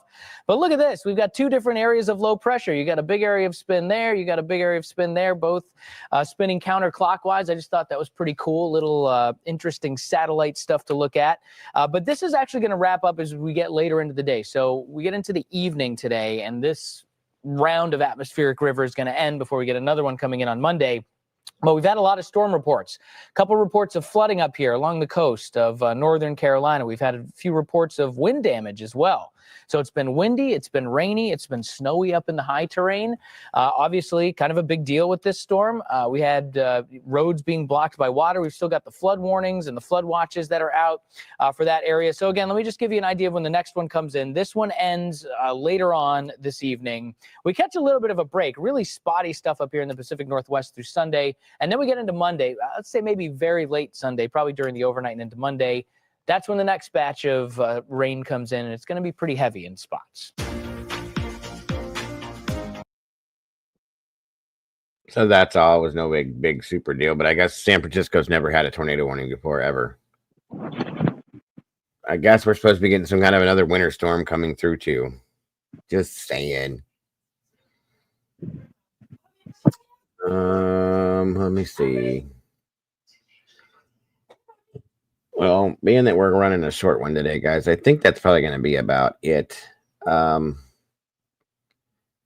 the day. I just kind of wanted to give you guys some catch up on the drone stuff, and just in case there was any. Oh, wait a minute. Here we go. There was this other video somebody sent me. Let me show you.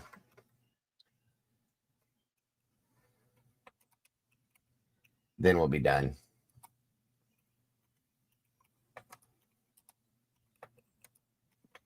Like I said, I didn't get to do the morning show, so I wanted to do that and at least catch everybody up on any updates on the drone stuff, the Sebastian thing, and where's it at? This is it here. Hold on a minute.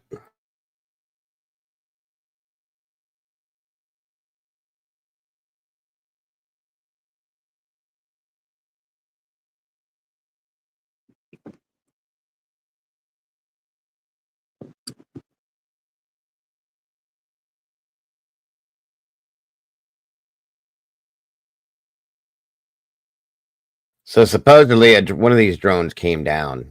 I don't know if it crashed or what happened, but supposedly this video has footage. I doubt it.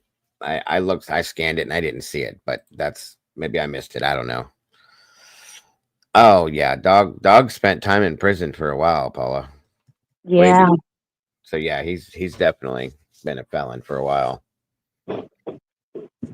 Interesting, isn't it? Very interesting. In my opinion, somebody like that shouldn't have anything to do with the missing child case. I'm sorry. Well, I told you what I think he should be looking into. What's that? I said, I told you what I think he should be looking into. I think the drones are more his speed. Yeah, that is more along around where he needs to be, not a missing child case, truly. Youngstown, I'm not sending the drones out, guys. I promise you. Believe me, Youngstown, Ohio can't afford to send drones out. That's a fact. Friday night, as Pix 11 cameras captured 2 drones. Can you hear that in there, Taylor? Yeah. Okay. Drones buzzing past the Verrazano Bridge. The Biden administration aiming to calm the growing hysteria surrounding the tri-state mystery. We believe that there are cases of mistaken identity where drones are actually small aircraft and people are misidentifying them. There very well may be drones in the sky, of course, but those are commercially available. Governor Phil Murphy demanding more federal resources amid few answers. An estimated 3,000 sightings over the last month, mostly concentrated in New Jersey. Some spotters believe the unidentified aircraft are the size of cars that had lights all around it, almost like the classic UFO that you would see online. However, the Homeland Security Secretary believes people's eyes are deceiving them, reiterating there's no foreign or national security threat, but that taking action is complicated. It's not as though anyone can just take down a drone in the sky. That in and of itself would be dangerous. Do you have the authority to shoot down drones? Our authorities are very limited. The nighttime phenomenon mostly happening in suburban areas, though Picatinny Arsenal and a Navy weapons station in Colts Neck, New Jersey confirmed drones had entered their airspace.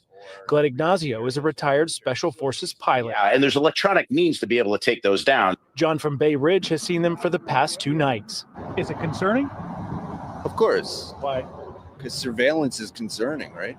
I mean, we're already surveilled like throughout the world, the internet. Now President-elect Trump and elected officials on Staten Island demanding the government come clean. Well, let's be honest with the American people and treat them like adults and tell them what it is. It's our government or there's a foreign nexus.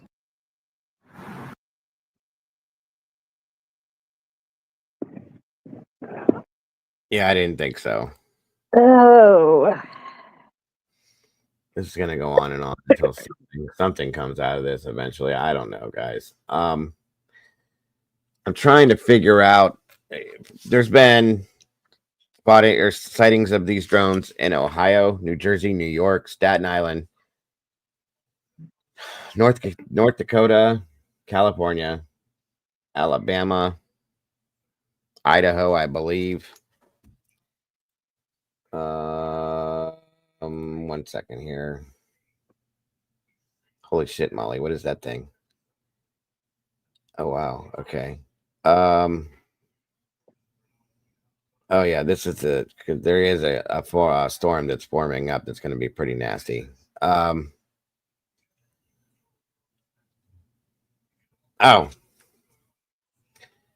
Yep. Oh, that's what I was going to end the show with. Sorry, I forgot about that. Thank you for reminding me. So Welcome back, Tech. We've been running these other segments during the shows, and since I didn't get to have the morning show, I'm going to throw it into this one. 100 crazy Amazon Christmas finds that are all under $30, guys, since we're still right outside of Christmas time and people are still looking for gifts. Here you go. This is coming from the tech guy again. I'll drop this link in here again, just like the one I did the other day. Thank you, Molly. Links in there. Check it out, guys. Everything is under $30, guys. So if you're looking for a quick, cheap one, some of these things are pretty wild. Here you go. Derps. In today's video, I'm sharing the best Christmas gifts under $30 that'll put a smile on anyone's face without breaking the bank. From fun gadgets to thoughtful surprises, these picks are perfect for everyone on your list. As always, you'll find all the links in the description below and the pinned comment. Let's dive in. Transform your holiday decor effortlessly with this pre-decorated pop-up Christmas tree. Complete with vibrant red and gold accents, realistic pine cones, and artificial red berries. It saves time on decorating. Pre-lit with 150 warm... Yeah, sorry, to finish my list. Florida, New Mexico, Oregon, Germany, all the other places I named. They've been all over the place. guys, in and out of the States. So they're everywhere. Sorry, I didn't mean to go ADHD on you. I got 3 things going in my head. But yeah, those are the rest of the places. And then there's quite a few more. Hey, Half Pint, good to see you, dear. Oklahoma, yep. A couple other places I know I'm forgetting. The Bahamas, Puerto Rico.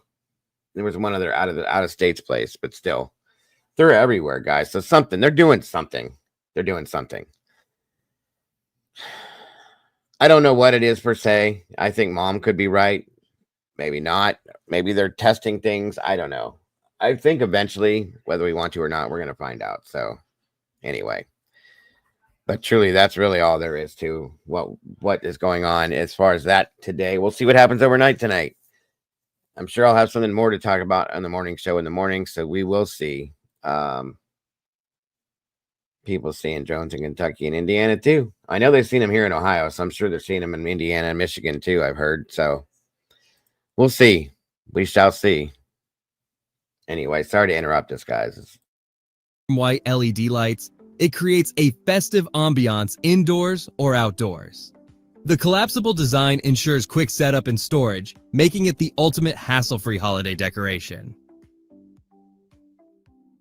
This DIY explosion box creates a gift they'll never forget.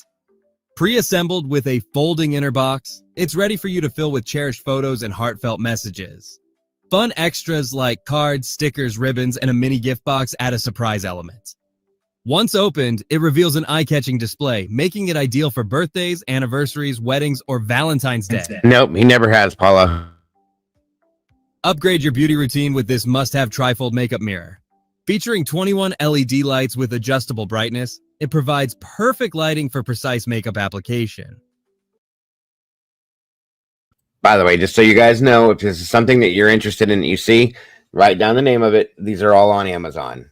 You can just type in the name and it'll take you right to it. Choose from 2x, 3x, and 10x magnification to refine every detail. The mirror rotates for ideal angles and offers touch controls for convenience. Powered by USB or batteries, it's compact and ideal for any setting. This stunning 3D Galaxy Crystal Ball nightlight makes a dazzling gift for any occasion. Made from high-quality canine crystal, it boasts intricate 3D laser-etched galaxy designs. With 16 color options and 5 lighting modes, you can tailor the atmosphere using the included remote. Perfect for adding elegance and warmth, it's a standout piece in any room. Turn any space into a captivating galaxy with this enchanting star projector. Project beautiful stars and nebulae onto walls and ceilings, creating a magical, calming atmosphere. It's a standout Christmas gift for anyone who loves a bit of wonder and relaxation. Add humor and warmth to the season with this cozy tortilla blanket. Designed as a giant tortilla, it's a playful and functional gift perfect for snuggling on the couch. This novelty blanket is a creative way to bring fun and comfort to holiday celebrations. This mini karaoke machine is the perfect Christmas gift for music lovers and aspiring performers. Compact and Bluetooth enabled, it pairs with devices to play favorite songs. With sound effects and a rechargeable battery, it's great for parties, family gatherings, or even solo singing sessions. Bring fun to the shower with this waterproof Bluetooth shower speaker. It floats, delivers clear sound, and features a long-lasting battery for hours of use. Its 5 LED light patterns add ambiance, and a built-in mic ensures hands-free calls. A must-have for music lovers. Add charm to any nursery or child's room with this LED lying flat duck night light. Made of soft, BPA-free silicone, it's safe and fun for kids to handle. With 3 brightness levels, a 30-minute timer, USB charging, and clever feet doubling as a phone stand, it's as functional as it is adorable. Combine traditional note-taking with modern convenience using this reusable spiral notebook. Write or sketch with the included Friction Pen, then digitize your work with the Rocketbook app. Upload notes to your favorite cloud services and wipe pages clean to reuse. This eco-friendly notebook is perfect for creatives and students.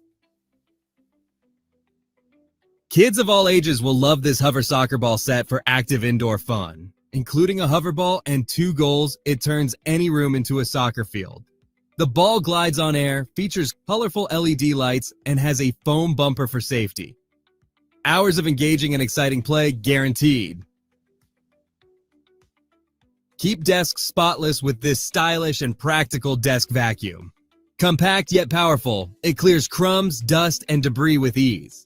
A rechargeable battery and sleek design make it a functional gift for maintaining tidy workspaces, whether at home or in the office. Unleash creativity with this personalized Doodle Messenger bag. Featuring a unicorn design, kids and teens can customize it using markers and adhesive gemstones. With an adjustable strap and roomy interior, it's both practical and fun. This bag encourages self-expression and makes a unique Christmas gift. Celebrate birthdays memorably with this fun interactive music birthday card. Featuring a piano keyboard, it plays Happy Birthday with every press of a key. This innovative and interactive card is a delightful gift for music enthusiasts of all ages.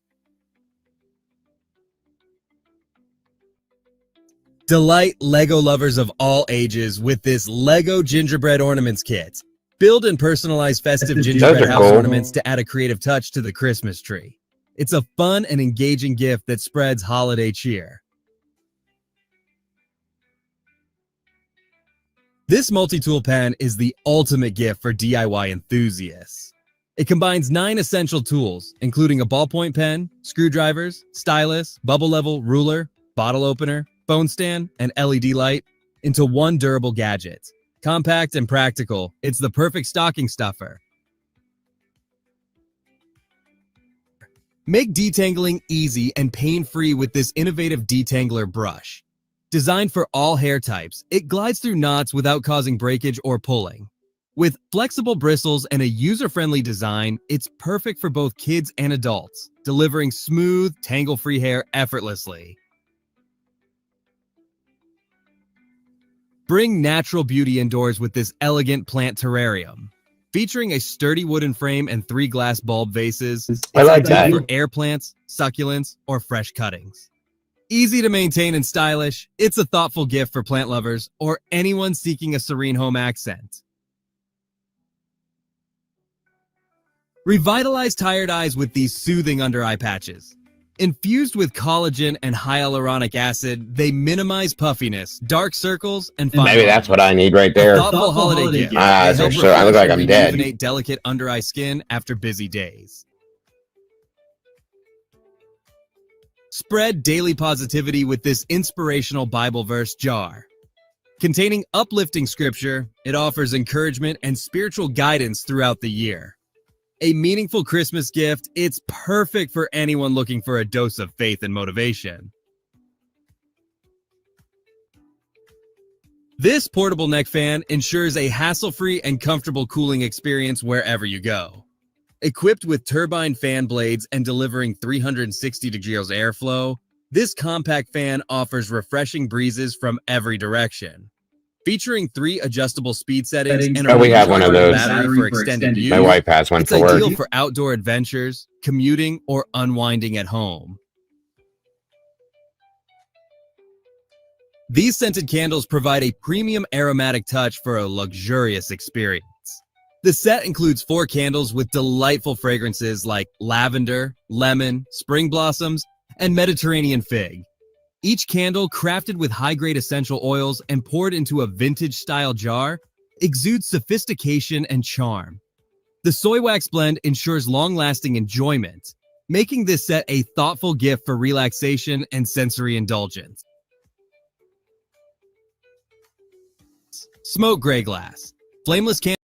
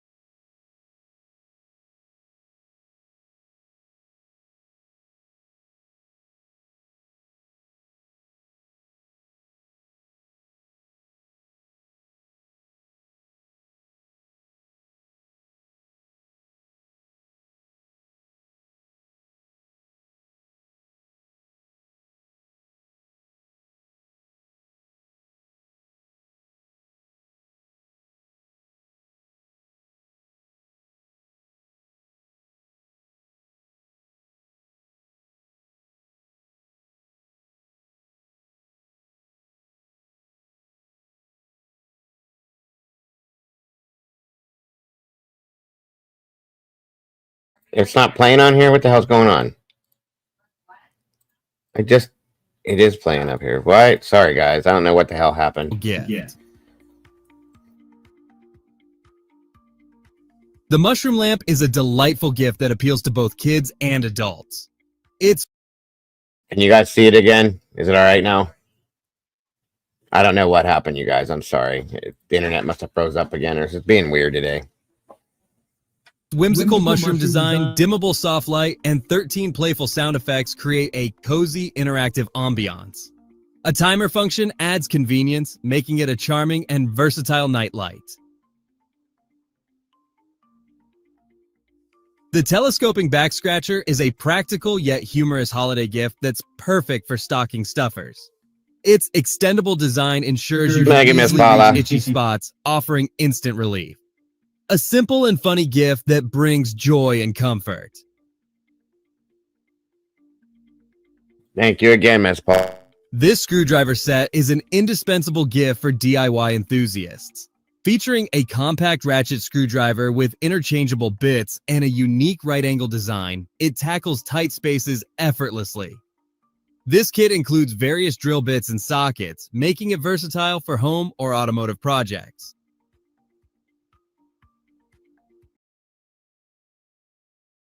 And that'll do it, guys. That'll do it.